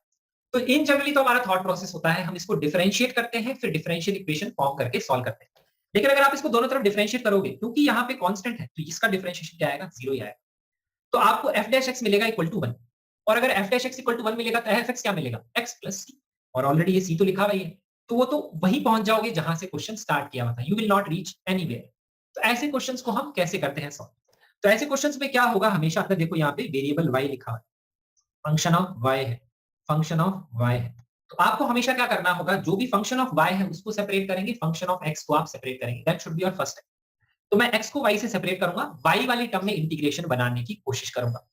अगर सिंपल है यहाँ पे सेपरेशन की, x और y को मैं सिर्फ कॉमन लेके बाहर निकाल के कर सकता हूं, तो वैसे कर लूंगा। अब मुझे पता है x को y से सेपरेट करना है, तो sin x प्लस y की आइडेंटिटी यूज करनी पड़ेगी, तभी x y से सेपरेट होगा। तो अब मुझे दिख रहा है कि एक टर्म ये सेपरेट कर लेता हूं, ये टर्म सेपरेट करूंगा cos y को, और दूसरी टर्म में sin y को सेपरेट कर लूंगा। cos y को सेपरेट करूंगा f y dy, वो मैंने अलग लिख लिया यहाँ पे, और यहाँ पे sin y को अलग सेपरेट किया f y dy के साथ, वो अलग लिख लिया। और इसके आगे जो कांस्टेंट टर्म है वो कांस्टेंट ही है, क्योंकि वो x का एक्सप्रेशन है, y पे तो डिपेंड नहीं कर रहा। तो x को हमने यहाँ बाहर निकाल लिया, यहाँ पे भी x को हमने बाहर निकाला। ये होता है हमारा नेक्स्ट स्टेप, x और y को सेपरेट करना। तो ऐसा करने से क्या होगा, हम दो इंटीग्रेशन बना लेंगे जिसमें लोअर और अपर लिमिट कांस्टेंट है, एक ये वाला और एक ये वाला। और हमें पता है इनकी वैल्यूज क्या है, they are nothing but constant. तो हम ये दो इंटीग्रेशन यहाँ पे जनरेट कर लेते हैं, x और y को सेपरेट करके। तो इस इंटीग्रेशन को मान लेता हूं दैट इज a, और जो दूसरा वाला इंटीग्रेशन है उसकी वैल्यू को मान लेता हूं मैं दैट इज b। तो अब जो हमारा फंक्शन है वो हो जाएगा x plus a sin x plus b cos x। इस फंक्शन को हम इस तरह से लिख सकते हैं। तो हमेशा जो भी क्वेश्चन दिया हुआ है उसमें कांस्टेंट वाले पार्ट को सेपरेट करके y के साथ x को अलग कर लेंगे, और जो कांस्टेंट वाला जो है इंटीग्रेशन y के साथ, वहां पे उसको आप कुछ कांस्टेंट वैल्यू अज्यूम कर लेंगे, जैसे मैं a और b मान ली। ऐसा करने से सॉल्व कैसे होगा क्वेश्चन, वो अब हम देखते हैं। तो अब इस क्वेश्चन में तो क्या है, ये थोड़ा बड़ा क्वेश्चन है। इन जनरली इतने बड़े क्वेश्चन नहीं आते, उसमें एक ही कांस्टेंट जनरेट होता है, दूसरा जनरेट नहीं होता। इसमें दो जनरेट हो रहे हैं, नो प्रॉब्लम। तो इसमें दो इंटीग्रेशन आपको सॉल्व करने पड़ेंगे और कुछ नहीं। तो अब इसमें नेक्स्ट स्टेप हमारा होता है कि f ऑफ x हमारा हो गया है x plus a sin x plus b cos x। तो हम इसको यूज करके क्या निकालते हैं, f ऑफ y यहाँ पे निकालते हैं। क्या निकालते हैं, f ऑफ y आप इवेल्युएट करते हैं fx को, और f ऑफ y जो आएगा a और b और की टर्म्स में ही आएगा। तो हमने बेसिकली क्या किया, ये जो फंक्शन हमें नहीं पता था, ये जो हमें फंक्शन निकालना है, हम इसको इंटीग्रेट क्यों नहीं कर पा रहे, क्योंकि अपने को ये वैल्यू नहीं पता। तो हमने क्या चालाकी करी, इसकी वैल्यू निकाल ली कुछ कांस्टेंट की टर्म्स में। तो जहां पे f ऑफ x लिखा हुआ है उससे मैं f ऑफ y अब लिख सकता हूं y plus a sin y plus b cos y। तो मैंने यहाँ पे ये चालाकी की, मैंने ये जनरेट कर लिया, और ये जो fy की वैल्यू हम यहाँ पे पुट कर सकते हैं और यहाँ पे। ऐसा करने से होगा क्या, आप अगर यहाँ वैल्यू पुट करेंगे तो ये एक्सप्रेशन आएगा यहाँ पे। अब इससे फायदा क्या हुआ, मुझे ये पता है सिर्फ वेरिएबल y है, a और b तो कांस्टेंट है। तो इसको आप सॉल्व कर सकते हैं तीन पार्ट में ब्रेक करके। y cos y अलग क्वेश्चन हो गया, बेसिकली आपको y cos y इंटीग्रेट करना है, और एक आपको इंटीग्रेट करना है 0 से पाई by 2, a sin y cos y, तो ये तो कांस्टेंट है, बाहर आ जाएगा। और तीसरा आपको इंटीग्रेट करना है cos वाला, तो आ जाएगा cos स्क्वायर बाय dy। अब हम क्या कर सकते हैं, इन तीनों इंटीग्रेशन को सॉल्व करके इनकी वैल्यू निकाल सकते हैं। अगर आप वैल्यू निकालेंगे तो कुछ ऐसी आएगी, पहले की पाई बाय 2 -1 आएगी, दूसरे की ये 1/2 आएगी, तीसरे की पाई बाय 4 आएगी। आप ये सॉल्व करके देख लेना। तो इससे क्या होगा, यहाँ पे a और b में एक इक्वेशन बन जाएगी। तो ये हमने बना ली एक इक्वेशन a और b में। सिमिलरली यहाँ पे हम fy की वैल्यू पुट कर देंगे, इस पे हम बना लेंगे इक्वेशन नंबर 2। अब ये क्वेश्चन थोड़ा बड़ा है क्योंकि इसमें मैंने दो इक्वेशंस बनाई a और b। इन जनरल इतना बड़ा होता नहीं है, वो एक ही कांस्टेंट होता है जो आपको इवैल्यूएट करना होता है और उसकी वैल्यू वापस आप पुट करते हैं तो क्वेश्चन सॉल्व हो जाता है। इन जनरली वो जो कांस्टेंट आप यहीं से डायरेक्टली इवैल्यूएट कर सकते हैं। This is the idea. तो ये वाला क्वेश्चन हो गया जिसमें कांस्टेंट है, इसके अंदर एक फंक्शन अपने को नहीं पता, तो हम डिफरेंशिएट करके इसको सॉल्व नहीं कर पाएंगे। तो ऐसे केस में हम क्या करते हैं, वो जो फंक्शन जिसका भी वेरिएबल है, इसमें अंदर जो भी वेरिएबल उसको सेपरेट करेंगे और उसको सेपरेट करने के बाद में उसको एक कांस्टेंट मान लेंगे, जैसे मैंने इसको अज्यूम कर लिया। बाकी जो एक्स का पार्ट है वो आ ही जाएगा। फिर जिसको मैंने कांस्टेंट माना है उस इंटीग्रेशन को मैं अलग से सॉल्व करूंगा और वहां से मैं उस कांस्टेंट की वैल्यू को इवैल्यूएट करूंगा। This is the thought process. तो अब आपने रवि जो क्वेश्चन देखा था, अब आप उसको इस तरह से करके देखिएगा, मेरे हिसाब से क्वेश्चन सॉल्व हो जाएगा। तो ये हो गया हमारा नेक्स्ट एप्लीकेशन, जिसमें यहाँ पे कांस्टेंट है, लोअर और अपर लिमिट। तो हाँ, सो यहाँ पे इंडिपेंडेंट वेरिएबल टर्म यूज किया गया। अगर ये नहीं दे रहा तो उसका मतलब इंडिपेंडेंट वेरिएबल का मतलब है y does not depend upon x। अगर y x पे डिपेंड करता है, इसका मतलब यहाँ पे आप x और y में डिपेंडेंस है। अगर x और y में डिपेंडेंस है तो x को हम इंटीग्रेशन के बाहर नहीं ला सकते, क्योंकि x y पे डिपेंड कर रहा है, तो dy भी x के साथ ही रहे, उसका ये मतलब होता है। तो क्वेश्चन को करेक्ट करने के लिए ऐसे लिखते हैं कि आप x अलग कर सकते हो, कांस्टेंट मान सकते हो, y जो है वही dy पे डिपेंड करता है, उसका इंटीग्रेशन आप अलग से बना सकते हो। इसीलिए इंडिपेंडेंट वेरिएबल्स यहाँ पे लिखे हुए। अब यहाँ पे इस क्वेश्चन में तो किसी को कोई डाउट नहीं है ना? किसी को पूछना है तो इसमें पूछ लो, बाकी इसकी थोड़ा प्रैक्टिस करोगे तो चीजें आपको ज्यादा क्लियर होंगी। अब लिबनिट्ज रूल का लास्ट एप्लीकेशन हम देख लेते हैं, जिसपे क्वेश्चन आने के चांस बहुत कम है, बट क्वेश्चन बनाया जा सकता है। एक बेसिक सा छोटा सा question, that is the last application, this one, जिसमें यहाँ पे एक इलस्ट्रेशन मैंने लिया है। अब इसमें हमें यहाँ पे क्या लिखा हुआ है, एक इंटीग्रेशन डिफाइन किया गया है जिसमें वेरिएबल dx है। देखो यहाँ पे x है, यहाँ पे भी x है, ये कांस्टेंट है 0 से लेकर के 1। तो अब एक बात सोचो, अगर आप तुम इसको इंटीग्रेट करोगे तो यहाँ पे क्या एक्सप्रेशन आएगा। पहली चीज तो हमेशा हम ये विजुअलाइज करते हैं, तो अगर मैं इस इंटीग्रेशन को i लिख लेता हूं, तो ये जो इंटीग्रेशन i है ये कौन से वेरिएबल की टर्म्स में आएगा। पहली चीज ये, अगर आप इस इंटीग्रेशन i को देखेंगे तो x की टर्म्स में इंटीग्रेशन होगा, उसके बाद में क्या होगा, आपका ये जो आंसर आ जाएगा वो आप उसमें x की लोअर लिमिट 0 और अपर लिमिट 1 पुट करेंगे, उसके बाद में ये जो आंसर आएगा a की टर्म्स में आएगा। That is right. तो i जो आएगा it will be A function of a।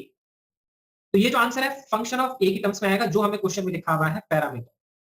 तो कोई तो एक पैरामीटर, पैरामीटर किस तरह से होते हैं, जैसे आप पढ़ते हैं दैट इज पैरामीट्रिक फॉर्म। अगर हम पढ़ते हैं तो a² 280 होता है, जिसमें पैराबोला में होता है t इज ए पैरामीटर। तो t एक खुद में एक वेरिएबल ही होता है, that is a kind of thing.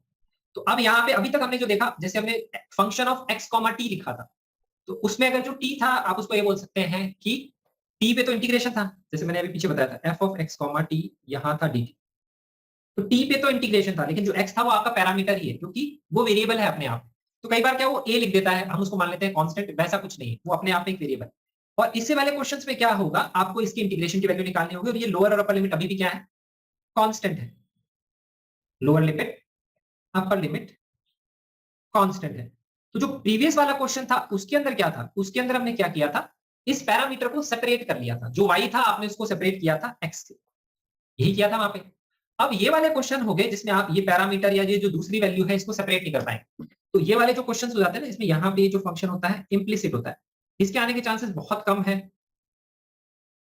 But मैं आपको यहाँ पे एक्सप्लेन कर देता हूं। अगर सपोज ऐसा क्वेश्चन आ जाए, आपको ये इंटीग्रेशन इवेल्युएट करना है जिसमें आप ये पैरामीटर अलग नहीं कर पा रहे हैं इस x से, या ये जो भी वेरिएबल है उसको आप अलग नहीं कर पा रहे हैं x से। प्रीवियस क्वेश्चन में इजी था क्योंकि उसमें हमने x और y को सेपरेट कर लिया था, तो वो हमारा ऐसे सेपरेट होके सॉल्व हो गया। हमने उसको a और b मान के सॉल्व कर दिया, और इसमें भी लोअर और अपर लिमिट क्या है, कांस्टेंट है। तो इस क्वेश्चन में भी है, लेकिन अगला जो क्वेश्चन है उसमें क्या है, आपको कुछ तो इवेल्युएट करना है इंटीग्रेशन। इसमें a और x क्या है, सेपरेट नहीं हो सकते, आप ऐसे सॉल्व नहीं कर पाएंगे अगर सपोज इस टाइप का क्वेश्चन है। तो एक तो ये हिंट होता है। दूसरा क्या है, अगर आपको कोई भी ऐसा इंटीग्रेशन इवेल्युएट करना है लेकिन आपको ये समझ में आ गया it will depend upon a variable a, तो i का आंसर जो है a की टर्म्स में आएगा, फंक्शन ऑफ a आएगा। तो इसको इवेल्युएट करने का डायरेक्टली एक तरीका होता है, वो हम यूज करते हैं लिबनिट्ज रूल का एप्लीकेशन। तो वो ये बोलता है i is a function of a, तो मैं इसका अगर डेरिवेटिव निकाल लूं विद रिस्पेक्ट टू a, मैं ये इवेलुएट कर रहा हूँ with respect to a, I am evaluating this thing. अगर मैं ये इवेलुएट कर लूं तो मेरे को d i by d a मिलेगा कुछ कांस्टेंट वैल्यू, क्योंकि उसमें सिर्फ ए आएगा, एक्स तो आएगा नहीं। उसको एनालाइज करना इजी है, फिर उसको हम इंटीग्रेट करके आई निकाल सकते हैं। ये हमारा थॉट प्रोसेस है। अब डी आई बाई डी ए कैसे निकालेंगे? अब आप बोलोगे सर यहाँ तो दोनों तरफ कांस्टेंट है, तो फंस गए। तो अब वापस पीछे जाते हैं। देखो, तो मैंने तुम्हें मॉडिफाइड लिमिट्स बताई थी, ये हम पीछे चले गए, ये मॉडिफाइड लिमिट्स। तो नोटिस करो, अगर ax और bx दोनों कांस्टेंट हो भी जाते और मैं तुम्हें डेरिवेटिव निकालने के लिए बोलता, लेकिन अगर अंदर एक वेरिएबल x और है, जैसे मैंने d by dx लिखा, तो मैंने विद रिस्पेक्ट टू x कर रहा हूं, अगर ये कांस्टेंट हो जाते तो ये वैल्यू जीरो, ये वैल्यू जीरो, ये पूरा एक्सप्रेशन तो जीरो ही आता, लेकिन ये वाला एक्सप्रेशन जरूर आता। तो ये क्या स्टेट करता है, जिसके रेस्पेक्ट में आप डिफरेंशिएट कर रहे हैं, जैसे मैं x के टर्म्स में कर रहा हूं, तो मैं क्या करूंगा, यहाँ पे इसको अंदर ले जा सकता हूं अगर ये दोनों क्या है, कांस्टेंट क्वांटिटीज हैं। It's a very important result. तो अगर ये दोनों कांस्टेंट है, मेरे को अगर अंदर डेरिवेटिव लेना है और दो वेरिएबल है x और t पे तो इंटीग्रेशन है, तो मैं x के टर्म्स में इसको डायरेक्टली डिफरेंशिएट कर सकता हूं। हम ये चीज यहाँ पे अप्लाई करें, तो यहाँ पे अगर हम आगे चलेंगे तो मैं क्या करूंगा, यहाँ पे इसका जो डेरिवेटिव है इसको लिख लूंगा डी आई बाई डी ए। और इसमें जब मैंने डेरिवेटिव लिया तो मैंने क्या किया, क्योंकि x तो है dx के साथ, उस पे तो है कांस्टेंट लिमिट, तो उससे कोई फर्क नहीं पड़ेगा, मैं सिर्फ a की रिस्पेक्ट में इसको डिफरेंशिएट करूंगा। तो a की रिस्पेक्ट में इसको डिफरेंशिएट कर सकता हूं मैं अंदर ले जाके। This is, I can do this for any integration. तो ये 1 upon x under root 1 minus x square तो अलग हो जाएगा। tan इनवर्स ax का डेरिवेटिव क्या होगा, वो यहाँ पे हो जाएगा, ये मैंने शायद कुछ गलत लिखा है। tan इनवर्स ax का डेरिवेटिव क्या हो जाएगा, 1 upon 1 plus a square x square, और यहाँ पे x नहीं आएगा, ये a आएगा, ax का डेरिवेटिव मल्टीप्लाई। फिर उसके बाद में आपको सिंपली इसको इंटीग्रेट करना है, x को sin t पुट करेंगे तो आपका कुछ ऐसा इंटीग्रेशन बनेगा। फिर आप इसमें, हमें पता है sin स्क्वायर है, हेलो हाँ बोलो सर, ए के टर्म में डिफरेंशिएट करेंगे तो वहाँ x आएगा ना? यहाँ पे, हाँ सॉरी x ही आएगा, ठीक है सही बोल रहा, ठीक है यहाँ पे x ही आएगा, क्योंकि a के टर्म्स में क्या है, तो सॉरी यहाँ पे a वेरिएबल है, x कांस्टेंट है, तो a का डेरिवेटिव बनाएगा, ठीक है। फिर अब हम इसके बाद में यहाँ पे इसको इंटीग्रेट कर लेंगे, tan स्क्वायर से जनरेट करेंगे, सबको आता होगा। फिर हम tan t को पुट कर देते हैं some value z, tan t को सब्स्टिट्यूट करते हैं, तो यहाँ पे sec स्क्वायर t dt वो हो जाता है dz। तो अब आप इसको इंटीग्रेट कर लेना, इंटीग्रेट करके सॉल्व करोगे तो ये वैल्यू कुछ ऐसी आएगी, pi by 2 1 upon under root 1 plus a square. तो अब उसमें मुझे अगर i निकालना है तो i को मैं लिख सकता हूं integration dA upon 1 plus a square, यहां से तो मैं di को लिख सकता हूं pi by 2 under root 1 plus a square dA, और दोनों तरफ अगर मैं इंटीग्रेट करूंगा तो ये तो i आ जाएगा, d upon 1 plus a square आ जाएगा ये। तो i in terms of a ऐसे निकालिए, ये आप डायरेक्टली ऐसे वैल्यू निकाल सकते हैं विदाउट इंटीग्रेटिंग दिस एक्सप्रेशन। तो ऐसे हमने i in terms of a निकाल लिया। अब हमें c की वैल्यू चाहिए, तो c की वैल्यू अपन कैसे निकालेंगे, अब हमें पता है ये है i is a function of a। तो c की वैल्यू निकालने के लिए for some value of a you need कि i की वैल्यू क्या होगी। तो यहाँ पे हम a की ऐसी वैल्यू पुट करेंगे जिससे हमें पूरा इंटीग्रेशन की वैल्यू डायरेक्ट पता लग जाए। तो वो जनरली इजी वैल्यू होती है, a की वैल्यू आप 0 पुट कर देंगे, तो i ऑफ 0 आपको दिख रहा है tan इनवर्स 0 आ जाएगा, दैट इज नथिंग बट 0। तो यहाँ पे अगर मैं ये कंडीशन यूज करूंगा तो यहाँ पे मैं लिखूंगा 0 और पाई बाय 2 लॉग में क्या आएगा, एक जगह 0 पुट किया है तो 0 प्लस 1 प्लस c, तो अपने को यहाँ से मिल जाएगा कि log 1 भी 0, तो यहाँ से c की वैल्यू आ जाएगी c। तो उससे अपन फंक्शन बोल सकते हैं, वो आएगा pi by 2 log a under root plus under root of 1 plus a square. तो इस तरह से हम वो डायरेक्ट फंक्शन निकाल सकते हैं। तो ये लास्ट वाले जो दो क्वेश्चंस थे काफी इंपॉर्टेंट हो गए हैं, इस तरह के क्वेश्चन एडवांस में बनाए जा सकते हैं क्वेश्चन सॉल्व करने के लिए। बट इसमें तो क्या है, कैलकुलेशन ज्यादा है, छोटी कैलकुलेशन के भी क्वेश्चन आ सकते हैं। बट ध्यान रखेंगे, इंटीग्रेशन में अगर कभी भी दो वेरिएबल है और अगर यहाँ पे एक कांस्टेंट है लिमिट x के ऊपर, तो आप दूसरे वेरिएबल के टर्म्स में इसको डिफरेंशिएट करके लिख सकते हैं और उससे उसका इंटीग्रेशन सॉल्व कर सकते हैं, वैसे आप आंसर निकाल सकते हैं। तो ये हमारा था लिबनिट्ज रूल का लास्ट एप्लीकेशन, ये लिबनिट्ज रूल अपना यहाँ पे खत्म हो गया। अब देखो नेक्स्ट है रोल्स थ्योरम। रोल्स थ्योरम काफी इंपॉर्टेंट है एडवांस के हिसाब से, जेईई मेन में भी इसके क्वेश्चंस आते हैं। दूसरी हम पढ़ेंगे नेक्स्ट क्लास में LMVT theorem, that is Lagrange's mean value theorem. तो ये वाली थ्योरम हम जनरली तब अप्लाई करते हैं क्वेश्चन में अगर लिखा हुआ है फंक्शन के बारे में लिखा होगा कंटीन्यूअस डिफरेंशिएबल। मैं देखो हर क्वेश्चन में तुम्हें बता रहा हूँ डिफरेंशिएबल लिखा होता है, कंटीन्यूअस लिखा होता है, और अगर कभी भी फंक्शन ऐसा है कि उसकी डोमेन जो है वो एक रेस्ट्रिक्टेड स्पेस में डिफाइंड है, जैसे ए से बी लिखा, तो क्वेश्चन में ये दो चीजें आपको जब भी दिखती हैं, कंटीन्यूअस डिफरेंशिएबल, और ऐसे वाले क्वेश्चंस में आपको दिखेगा फंक्शन आपको दिया हुआ ही नहीं होगा। जनरली अगर एडवांस में क्वेश्चन आता है तो रोल्स थ्योरम के क्वेश्चन ऐसे आते हैं कि फंक्शन आपको नहीं दिया होगा। तो फंक्शन नहीं देने का मतलब किस टाइप के क्वेश्चन हो गए, या तो फंक्शनल रूल हो गया जो हमने डिस्कस कर लिया कंटिन्यूटी डिफरेंशिएबिलिटी में, या लिबनिट्ज रूल में डिस्कस कर लिया, या फंक्शन वाला जो सिंपल अलग से डिस्कस किया था इसमें फंक्शन अपने को नहीं पता, तो उसमें कोई फंक्शनल इक्वेशन आपको दी हुई होती है जिसको आप सॉल्व करके आंसर निकालते हैं। लेकिन अगर कोई क्वेश्चन ऐसा आता है जिसमें फंक्शन भी नहीं दिया हुआ, ना कोई फंक्शनल इक्वेशन लिखी गई, बस लिखा हुआ है function is continuous and differentiable, और उसके केस में हमेशा हम नोटिस करेंगे डोमेन। तो जो इन्फॉर्मेशन दी हुई है हमेशा उस पर फोकस करना है, जो नहीं दिया हुआ उसको देख के घबराना नहीं। कम इन्फॉर्मेशन है तो हो सकता है डायरेक्टली थ्योरम से सॉल्व हो जाता है। अब ऐसे वाले क्वेश्चंस में नेक्स्ट हिंट होता है, आपको 2 पॉइंट्स पे वैल्यू दी हुई होगी फंक्शन की, फंक्शन नहीं दिया होगा, वैल्यू दी हुई हो सकती है पॉइंट्स के ऊपर। तो ये एंड पॉइंट्स पे जनरली वैल्यूज होती हैं, जो डोमेन होती है वहां पे ये वैल्यू डिफाइन होती है। एंड पॉइंट पे वैल्यू नहीं दी हुई होगी तो मैं आपको नेक्स्ट क्लास में बताऊंगा, हम एलएमईटी के बारे में सोचते हैं। तो लैग्रेंजेस मीन वैल्यू थ्योरम और रोल्स थ्योरम में सिर्फ ये डिफरेंस होता है, लैग्रेंजेस मीन वैल्यू थ्योरम में तो सिर्फ ये 2 चीजें दी हुई होती, ये तीसरा भी नहीं दिया होता। तो अगर एग्जाम में क्वेश्चन आता है फंक्शन कंटीन्यूअस डिफरेंशिएबल डोमेन लिखी हुई है, बस ये लिखा है और ना किसी पॉइंट पे वैल्यू दी हुई है ना कुछ और दिया, तो मोस्टली उस क्वेश्चन में कोई ना कोई ऐसा पार्ट होगा जो लैग्रेंजेस मीन वैल्यू थ्योरम से सॉल्व होगा। उसका हिंट ये होता है। उसके और भी क्या हिंट होते हैं वो एलएमईटी में नेक्स्ट क्लास में एक्सप्लेन करूंगा। लेकिन अगर हमें किसी भी पॉइंट पे वैल्यू दी हुई है, जैसे एंड पॉइंट्स पे दी हुई है या एंड पॉइंट्स के बीच के अंदर किसी पॉइंट पे वैल्यू दी हुई कभी भी दी हुई है, तो we tend to think about Rolle's theorem. इसके अलावा इसमें क्वेश्चन में हिंट होता है कि वहां पे ऑप्शन में इस तरह से लिखा होता है एटलीस्ट 1 या एग्जैक्टली 1। एटलीस्ट 1 का क्या मतलब है, ये लिखा होता है एटलीस्ट होता है या लिखा होगा सम वैल्यू, ये लिखा होता है। तो रोल्स थ्योरम क्या बोलता है, अगर किसी फंक्शन के बारे में आपको इंफॉर्मेशन लिखी गई है कि वो कंटीन्यूअस है, डिफरेंशिएबल है और किन्हीं 2 पॉइंट्स पे वैल्यू इक्वल है, तो जो ऑप्शंस आपको दिए हुए होंगे उसमें उसके हमेशा डेरिवेटिव के बारे में वो बात कर रहा हो, फंक्शन का डेरिवेटिव। कभी भी आपको ऐसा क्वेश्चन आता है कि इसके कितने सॉल्यूशन होंगे, इसके डेरिवेटिव ऑफ फंक्शन के, और फंक्शन आपको नहीं पता, तो 99% जो क्वेश्चन है रोल्स थ्योरम से होता है। तो उसमें ऑप्शन में ऐसे लिखा होता है फंक्शन का डेरिवेटिव ऑप्शन में दिया हुआ होगा और लिखा होगा there is at least 1 value in domain, या लिखा हो there is some value in domain, जहां पे उसका डेरिवेटिव जो है 0 होगा। ये हिंट है, थ्योरम को देख के हम ये बता सकते हैं, थ्योरम सबको पता होगा। तो कंटीन्यूअस डिफरेंशिएबल पॉइंट्स पे वैल्यू दी हुई होगी, ऑप्शन में एटलीस्ट सम या इस तरह से कुछ लिखा होगा, सम वैल्यू ऑफ एक्स, जहां पे उसका नेक्स्ट डेरिवेटिव। अब इस तरह की इंफॉर्मेशन एफ और एफ डैश में भी हो सकती है। इस तरह की इंफॉर्मेशन जैसे मैंने बोला एफ और एफ डैश में ऐसा लिखा हो सकता है, लेकिन एफ डबल डैश में भी हो सकता है। तो जनरली क्या होता है, एग्जाम में क्वेश्चन आता है ना, तो अपन ये जो पहला वाला डेरिवेटिव इसको तो पहचान लेते हैं क्योंकि हमने पढ़ा हुआ है, एफ के बारे में दिया हुआ है तो एफ डैश के बारे में क्या बोल सकते हैं।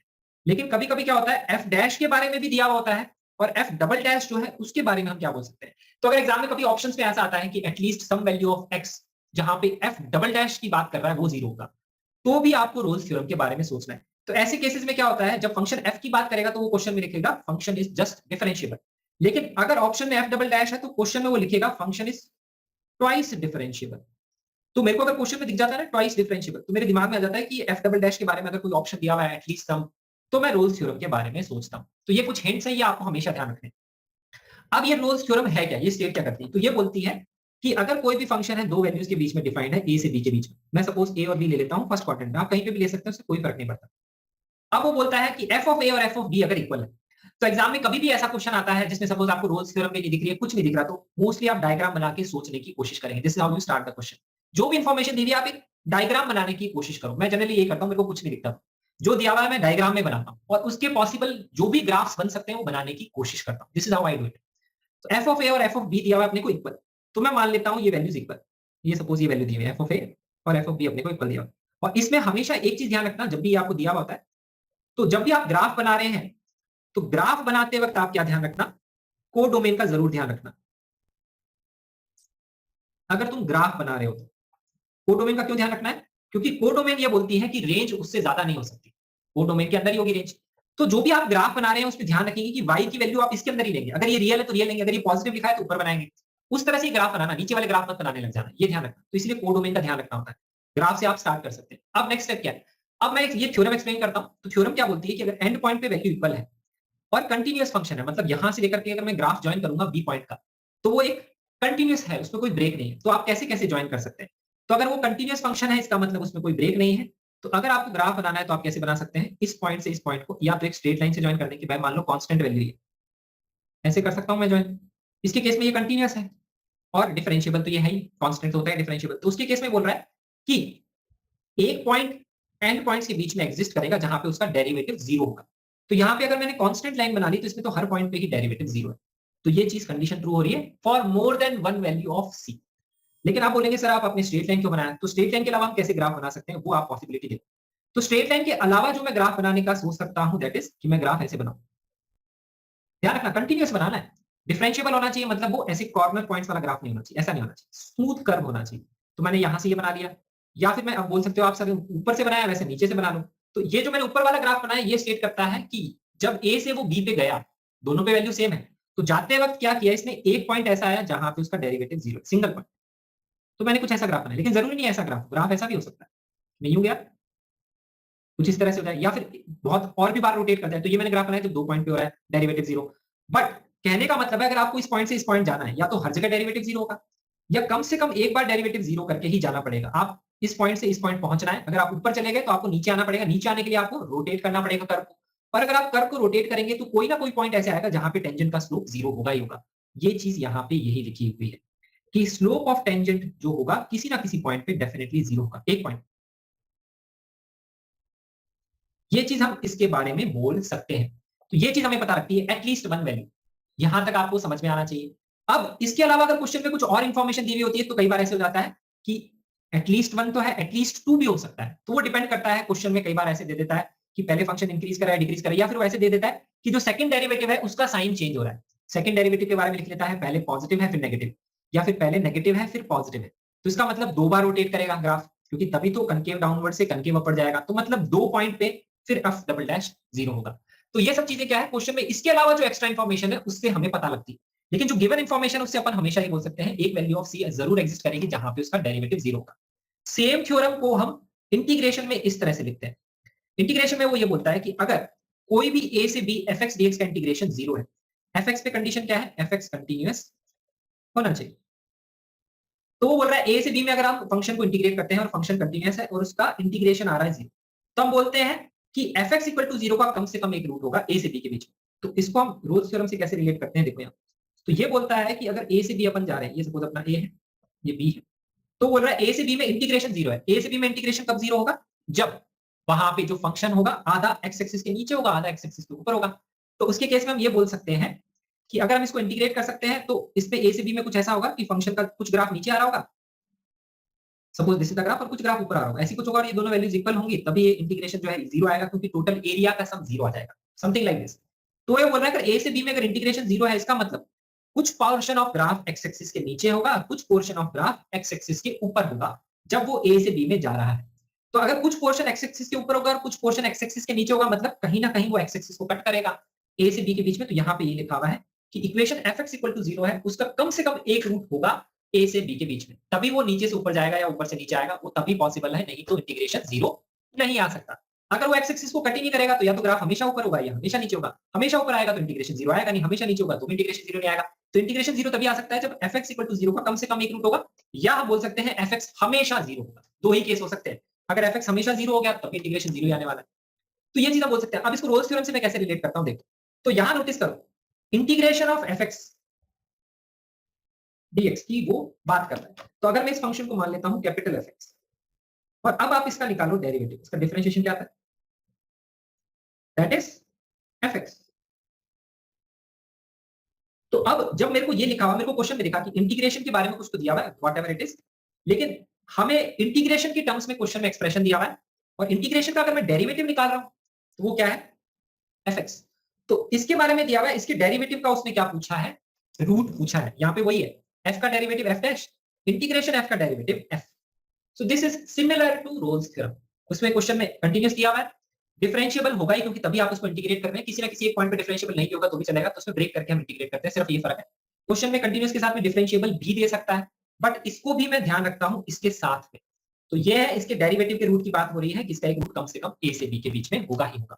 तो ग्राफिकली चीजों को समझने की कोशिश करोगे तो एग्जाम में डाउट्स क्रिएट नहीं होंगे। अब यहाँ पे सपोज इसका एक इलस्ट्रेशन हम देख लेते हैं। हाँ रवि बोलो, रोहित क्या, रोहित, हाँ बोलो रोहित। सर रवि है हाँ भैया। हाँ रोहित बोलो। सर यहाँ पे फर्स्ट जो वो हम लोग डिफरेंशिएशन जो हम लोग ये किए फर्स्ट वाले थ्योरम में, सो उसमें f is equal to f b आ रहा, तो इस केस में भी होगा f is equal to f b. नहीं नहीं नहीं नहीं नहीं नहीं नहीं नहीं नहीं, f इक्वल टू एफ नहीं होगा। मैं तुम्हें ये बता रहा हूँ कि क्वेश्चन में जब भी ये लिखा होता है ना एटलीस्ट 1, तो ये एटलीस्ट 1 क्या दो जगह आता है, या तो रोल्स थ्योरम में आता है या इंटीग्रेशन वाली में आता है, बट एक्चुअली में ये दोनों चीजें सेम ही है, कोई फर्क नहीं है, क्योंकि ये इसके डेरिवेटिव की बात कर रहा है, यहाँ पे इसके डेरिवेटिव की बात नहीं कर रहा। तो जब इंटीग्रेशन की फॉर्म में क्वेश्चन दिखा होता है तो हम इस तरह से इसको सोचते हैं ग्राफिकली। अगर इंटीग्रेशन की फॉर्म में नहीं दिया हुआ, सिंपल दिया हुआ है, तो हम रोल्स थ्योरम की टर्म्स में सोच सकते हैं। ये मैं तुम्हें बता रहा हूँ। अब ये चीज कैसे बता रहा हूँ, जैसे तुम यहाँ पे ये इलस्ट्रेशन देखो, तो यहाँ पे बोला हुआ है कि इस फंक्शन का एक रूट होगा, क्या है फंक्शन अपना, ax² + bx + c। इसके बारे में लिखा हुआ है must have one real root. Must have का मतलब अगर हमने ये दिखा दिया कि इसका एटलीस्ट वन रियल रूट है तो ये चीज प्रूव हो जाएगी। तो इसका एक रियल रूट होगा, इसके बारे में दिया है। तो अब मैंने ये नोटिस किया और ये हमें गिवन कंडीशन है, इसको नोटिस किया, this is the given condition. तो गिवन कंडीशन से हमें बताना है कि इसका एक रूट होगा, ये लिखा है। तो अब Yes, देखो, अब मेरे को अगर ये क्वेश्चन दिखता है तो मैं इसको रोल्स थ्योरम से भी सोच सकता हूं, लेकिन रोल्स थ्योरम से सोचने के लिए मेरे को क्या होना चाहिए कि इसकी फंक्शन की वैल्यू 2 पॉइंट्स पे इक्वल पता होनी चाहिए। यही रोल्स थ्योरम स्टेट करती है। तो या तो मेरे को दिया हुआ हो कि दो इक्वेशन कि f ऑफ 1 क्वेश्चन में लिखा होता है a + b + c 0 और क्वेश्चन में लिखा होता है f ऑफ 2 भी 0 है। तो मुझे अगर ये दिया होता और इस तरह से दो इक्वेशन दी हुई होती, मतलब मेरे को दो वैल्यू ऑफ x पे इंफॉर्मेशन दी हुई होती, तब मैं रोल्स थ्योरम की टर्म्स में इसको सोचता। लेकिन इसमें क्योंकि एक ही इक्वेशन दी हुई है, तो मैं ये सोचता हूं कि अगर मेरे को इसकी बात कर रहा है कि इसका एक रियल रूट होना चाहिए, तो मैं सोचता हूं इसके इंटीग्रेशन के टर्म्स में।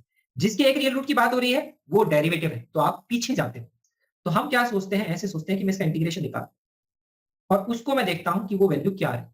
तो अगर मैं इंटीग्रेशन निकालूंगा तो वैल्यू क्या आएगी, ax³ 3 + bx² 2 + cx। तो अब मैं यहाँ पे इसके बारे में सोच रहा हूँ। तो अब हमारा ये है कैपिटल F, इसके बारे में सोच रहा हूँ, ठीक है। जिसके रियल रूट की बात करता है उससे पहले वाला जो फंक्शन है उसके लिए आप वैल्यूज चेक करते हैं एंड पॉइंट्स पे इक्वल होगी या नहीं। जो भी है एटलीस्ट वन, उसके केस में बता रहा हूं, जिसके भी एटलीस्ट वन की बात करता है, वन रियल रूट की, तो अगर आपको फंक्शन दिया हुआ है तो उसके इंटीग्रेशन के टर्म्स में सोचेंगे, उसका इंटीग्रेशन आप पहले निकालेंगे। अब आपको ये चेक करना है कैपिटल F ऑफ A और कैपिटल F ऑफ B ये इक्वल आपको क्वेश्चन में दिया हुआ है या नहीं दिया। अगर ये दिया हुआ है तो ये चीज प्रूव होगी डायरेक्ट।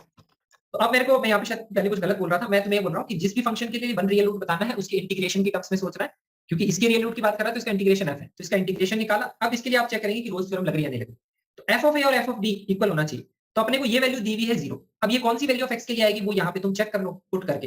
तो अगर मैं x को 1 पुट कर दूंगा तो a/3 b/2 और c, तो मुझे दिख रहा है f ऑफ 1 जो है वो 0 है, क्योंकि गिवन में क्वेश्चन इंफॉर्मेशन के हिसाब से ये जो है ये f ऑफ 1 ही दिया हुआ है, कैपिटल F ऑफ 1। और अगर ये 0 है और कैपिटल F ऑफ 0 तो अपने को पता ही लग रहा है वो तो 0 है ही, क्योंकि x को 0 पुट करेंगे, इसका एक रूट तो अपने को पता ही है। इसका इंटीग्रेशन मैंने अगर निकाला तो मुझे पता लग गया कि अगर एक फंक्शन में ये अज्यूम कर लूं तो इस फंक्शन के लिए इन दोनों पॉइंट्स पे वैल्यूज इक्वल है। ये फंक्शन तो क्यूबिक है, कंटीन्यूअस भी होगा, डिफरेंशिएबल भी होगा, तो मैं ये बोल सकता हूं इसका जो डेरिवेटिव होगा that is ax² + bx + c, उसका एक रियल रूट इन दोनों के बीच में होगा ही होगा, 0 और 1। और ये जो 0 और 1 है देखो क्वेश्चन में ही हिंट दिया हुआ है, तो कौन से पॉइंट पे चेक करना है वो भी आपको दिया। तो ये हमें क्वेश्चन से हिंट मिल जाता है। अब सेम चीज को आप ऐसे भी कर सकते हो कि आपने ये जो इंटीग्रेशन निकाला इसकी वैल्यू आप लिख लो 0 से 1 में f(x) dx निकाल लो। अगर ये वैल्यू 0 आ जाएगी, एटलीस्ट वन रियल रूट इसके बीच में भी होगा, वो यहाँ पे भी ये थ्योरम है। सेम ही चीज है, आप ऐसे भी कर सकते हो वैसे भी कर सकते हो। जिन दो पॉइंट्स के बीच में एक रियल रूट की बात कर रहा है उस फंक्शन का आप इंटीग्रेशन अगर उन दोनों पॉइंट्स के बीच में निकालते हैं और वो वैल्यू अगर 0 आ जाती है तो इन दोनों पॉइंट्स के बीच में उस फंक्शन का एक रियल रूट होगा, ये अपने को ऐसे पता है। और अगर आपको रोज से करना है तो आप इस फंक्शन का इंटीग्रेशन पहले निकालेंगे, उस फंक्शन का जो इंटीग्रेशन आएगा उसकी वैल्यू इन पॉइंट्स पे निकालेंगे अगर वो इक्वल आ रही है, और अगर ये फंक्शन कंटीन्यूअस और डिफरेंशिएबल है तो इसका जो नेक्स्ट डेरिवेटिव है वो उस पॉइंट पे 0 होगा ही होगा इन दोनों पॉइंट्स के बीच में। ये चीज हम वहां पे बोल सकते हैं। तो ये है रोल्स थ्योरम और इसका रिलेशन, इसको हम साथ में ऐसे ध्यान रखते हैं। अब देखो बेसिक सा जो क्वेश्चन आता है इसमें ये आता है, ये सब क्वेश्चन तुमने किए होंगे कि हमें फंक्शन दिया हुआ, जिसमें फंक्शन दिया हुआ है वो इजी क्वेश्चन होते हैं 1 से 2 में, और इसमें रोल्स थ्योरम होल्ड करती है। तो कंडीशन लगाएंगे f of 1 equal to f of 2 end point पे वैल्यू इक्वल, तो एक इक्वेशन यहां से आ जाएगी। फिर f' 4/3 दिया हुआ है 0, तो f' निकालेंगे, 4/3 पुट कर देंगे, दूसरी इक्वेशन यहां से आ जाएगी। इन दोनों को सॉल्व करके और भी आ जाएगा। This is the simpler question जिसमें फंक्शन दिया हुआ है, सिंपल रोल्स थ्योरम से कुछ कांस्टेंट निकालना। इस तरह के क्वेश्चन जेईई मेन में आ चुके हैं काफी बार। अब हम देखते हैं नेक्स्ट क्वेश्चन। ये भी क्वेश्चन जेईई मेन का ही है और ये क्वेश्चन पहले आईआईटी जेईई की स्क्रीनिंग के पेपर में भी आ चुका है इस टाइप का। तो मेरे को ये जो क्वेश्चन दिखा, क्वेश्चन देख के मुझे लगा क्वेश्चन में फंक्शन नहीं दिया। क्वेश्चन में लिखा है डिफरेंशिएबल, तो कंटीन्यूअस तो हो गए। क्वेश्चन में लिखा हुआ है सम सी, तो 99% ये रोल्स थ्योरम से मैं सोच सकता हूं। क्यों सोच सकता हूं? क्योंकि फंक्शन जो दिया हुआ है वो f और g दिया हुआ है क्वेश्चन के अंदर, और इसके ऑप्शन में जो लिखा हुआ है उसके डेरिवेटिव के रूट्स की बात कर रहा है, इसके बीच में डोमेन ऑफ द फंक्शन है। तो ये अपना डोमेन है और डोमेन के अंदर ही क्या कर रहा है, फंक्शन f और g के बारे में दिया हुआ है इंफॉर्मेशन, ये दिया है। और इंफॉर्मेशन के साथ में पॉइंट्स पे वैल्यूज भी दी हुई है, वो एक और अच्छी बात। और आपसे जो पूछा है वो ये पूछा है इनका जो डेरिवेटिव है, क्योंकि ऑप्शन में डेरिवेटिव दिया, उसके लिए आपको एटलीस्ट वन वैल्यू पे बताना है कि वो इक्वल होंगे या नहीं होंगे, या सम वैल्यू पे बताना है। अब रोल्स थ्योरम तो अपने को ये बोलती है कि डेरिवेटिव 0 होता है, राइट। तो अब ये जो लिखा हुआ है ये इक्वल टू 0 तो नहीं लिखा हुआ, लेकिन ये जो ऑप्शन है इसको मैं ऐसे लिख सकता हूं f' c - g' c = 0। तो मैं ये बोल सकता हूं कि इसका डेरिवेटिव 0 है, तो मैं चेक करूंगा इसके इंटीग्रेशन पे, वो हमारा फंक्शन हो जाएगा एफ और जी की फॉर्म का। उस पे चेक करेंगे रोल्स थ्योरम लगती है या नहीं। और इसको अगर ये लिखा हुआ है तो इसको मैं लिख सकता हूं f dash c minus 2g dash c equal to 0। इसको मैं लिख सकता हूं 2f dash c minus g dash c equal to 0। इसको मैं लिख सकता हूं 2f dash c minus 3g dash c equal to 0। तो मैं तुम्हें ये समझा रहा हूं, फंक्शन के बारे में इंफॉर्मेशन दी गई है, उसकी डेरिवेटिव का कुछ वैल्यू पूछी है, जहां पे वो डेरिवेटिव निकालना है या इक्वल है। वो इक्वल का मतलब है वहां पे उसकी डेरिवेटिव का क्या है, इक्वल टू 0 के बारे में आपको सोचना है, वो कहां पे 0 होगा। तो डेरिवेटिव 0 का मतलब इस क्वेश्चन को मैं ऐसे भी लिख सकता हूं। तो अब मेरा क्वेश्चन बेसिकली ये है कि ये डेरिवेटिव्स दिए हुए हैं आपको, और डेरिवेटिव्स कौन से 0 होंगे। तो डेरिवेटिव किसके लिए 0 होंगे, जिसके लिए रोल्स थ्योरम लगेगी, उसी के लिए उसके नेक्स्ट डेरिवेटिव का कम से कम एक रूट आएगा डोमेन के अंदर। अब रोल्स थ्योरम किस में लगेगी, हमें सिर्फ यही चेक करना है। तो उसके लिए अपने को 0 और 1 पे वैल्यू दी गई। तो हम यहाँ पे अगर सपोज मैं नंबर लाइन बना लेता हूँ और 0 और 1 पे फंक्शन की वैल्यू लिख देता हूँ, ये 0 है, ये 1 है। तो जो फंक्शन f है उसकी वैल्यू 0 पे कितनी दी हुई है, f ऑफ 0 अपने को दिया हुआ है, तो यहाँ पे वैल्यू 2 दी हुई है। f ऑफ 1 दिया हुआ है 6, ये दिया हुआ है। फिर g ऑफ 0 क्या दिया हुआ है, g के बारे में लिख लेते हैं, g ऑफ 0 दिया हुआ है 0, g ऑफ 1 दिया हुआ है 2। तो अब अपने को ये दिख रहा है अगर ये डेरिवेटिव है तो इनके इंटीग्रेशन क्या आएंगे, तुम इनके इंटीग्रेशन भी लिख सकते हो। इनके इंटीग्रेशन क्या आएंगे, इनके इंटीग्रेशन क्या आएंगे, क्योंकि इनके इंटीग्रेशन से जो फंक्शन आएगा उस फंक्शन पे हम रोल्स थ्योरम बेसिकली अप्लाई करते हैं। तो इनके इंटीग्रेशन से क्या फंक्शन आ रहे हैं, यहां से आएगा fx माइनस gx। अगर उसमें रोल्स थ्योरम लग सकती है तो इसके नेक्स्ट डेरिवेटिव का डेफिनेटली रूट होगा। इसका इंटीग्रेशन क्या आएगा, fx माइनस 2gx। इसका इंटीग्रेशन क्या आएगा, 2fx माइनस gx। और इसका इंटीग्रेशन आएगा 2fx माइनस 3gx। तो अब क्योंकि अपने को दिया हुआ है कि ये डिफरेंशिएबल फंक्शन है, तो दो कंडीशन तो ऑलरेडी यहाँ पे सेटिस्फाइड है कि इसके जो इंटीग्रेशन से जो फंक्शन आया वो क्या है, कंटिन्यूअस और डिफरेंशिएबल तो है ही, क्योंकि f और g डिफरेंशिएबल है तो ये भी होंगे डिफरेंशिएबल और कंटिन्यूअस, तो ये तो अपने को पता ही। अब अपने को सिर्फ चेक करना है कि पॉइंट 0 और 1 एंड पॉइंट्स पे वैल्यू किसके लिए इक्वल आ रही है, इसके लिए, इसके लिए, इसके लिए, इसके लिए। तो आप चाहो तो यहां से भी चेक कर सकते हो, 2 माइनस 0 इज 0। अगर इसके लिए निकालेंगे तो 2 आएगी वैल्यू, इसके लिए निकालेंगे तो 4 आएगी, 1 पे वैल्यू। यहाँ पे देखोगे तो fx minus 2gx, 0 minus 2 times 2 minus 2 times of 0, तो इसके लिए वैल्यू यहाँ पे वैल्यू आएगी दैट इज 4, नहीं सॉरी 2 आएगी। और यहाँ पे वैल्यू निकालोगे तो 6 माइनस 4 आएगी वैल्यू दैट इज 2। यहाँ पे निकालोगे वैल्यू तो आएगी 4 माइनस 0, यहाँ पे आप निकालोगे तो कितनी आएगी 12 माइनस 2। 12 माइनस 2, वो नहीं आएगी सेम। तो इसके लिए देखो सेम आ रही है, शायद सेम आ रही है क्या, सो ऑप्शन 2 के लिए सेम था। ऑप्शन 2 के लिए सेम था कि मैंने कुछ मिस किया ना। fx माइनस 2g, हाँ इसके लिए सेम आ रही है, 2 माइनस 0 आ रही है यहाँ पे value f of 1 minus g of 1। और अगर आप इसके लिए देखेंगे 2g ऑफ 1, ये कितना आ रहा है, ये आ रहा है 2, और f ऑफ 0 सॉरी, और f of 1 minus 2g of 1 करेंगे तो कितना आ रहा है 6 माइनस 4 2। 2। तो अपने को पता लग रहा है इसके लिए वैल्यू सेम आ रही है, तो इसका मतलब इसके डेरिवेटिव का ही एटलीस्ट 1 रियल रूट होगा 0 से 1 के बीच में। तो इस तरह से ऑप्शन में या क्वेश्चन बनाया जा सकता है। अब यहाँ पे ही हम क्लास खत्म करते हैं, अगली क्लास में मैं रोल्स थ्योरम के 1-2 क्वेश्चन और डिस्कस करूंगा, फिर हम एलिमेंट्री स्टार्ट करेंगे, उसके बाद में हम एप्लीकेशन ऑफ डेरिवेटिव्स वाले पार्ट से स्टार्ट करेंगे। तो एप्लीकेशन ऑफ डेरिवेटिव्स में नेक्स्ट क्लास में हम देखेंगे किसी भी जनरल फंक्शन का हम कर्व ग्राफ कैसे बना सकते हैं, क्योंकि जो एप्लीकेशन ऑफ डेरिवेटिव्स में क्वेश्चन आते हैं आपको कोई भी एक जनरल फंक्शन को एनालाइज करना होता है कि कब वो इंक्रीजिंग है, कब वो डिक्रीजिंग है एंड सो ऑन। तो उसका अगर आप एनालाइज कर सकते हो कि कब वो इंक्रीजिंग है, कब वो डिक्रीजिंग है, तो हम उसके ग्राफ की भी शेप बनाने का सोच सकते हैं। तो उससे रिलेटेड हम कुछ इंपॉर्टेंट फंक्शंस का एनालिसिस वहां पे देखेंगे जिनके ग्राफ पूछे जा सकते हैं आपसे एरिया अंडर द कर्व में भी, या फिर उसके ग्राफ बनाए जा सकते हैं, उसको उसके ग्राफ से रिलेटेड डिस्कशन करेंगे। तो ये क्लास यहीं खत्म करते हैं, किसी को कोई डाउट है तो पूछ लो।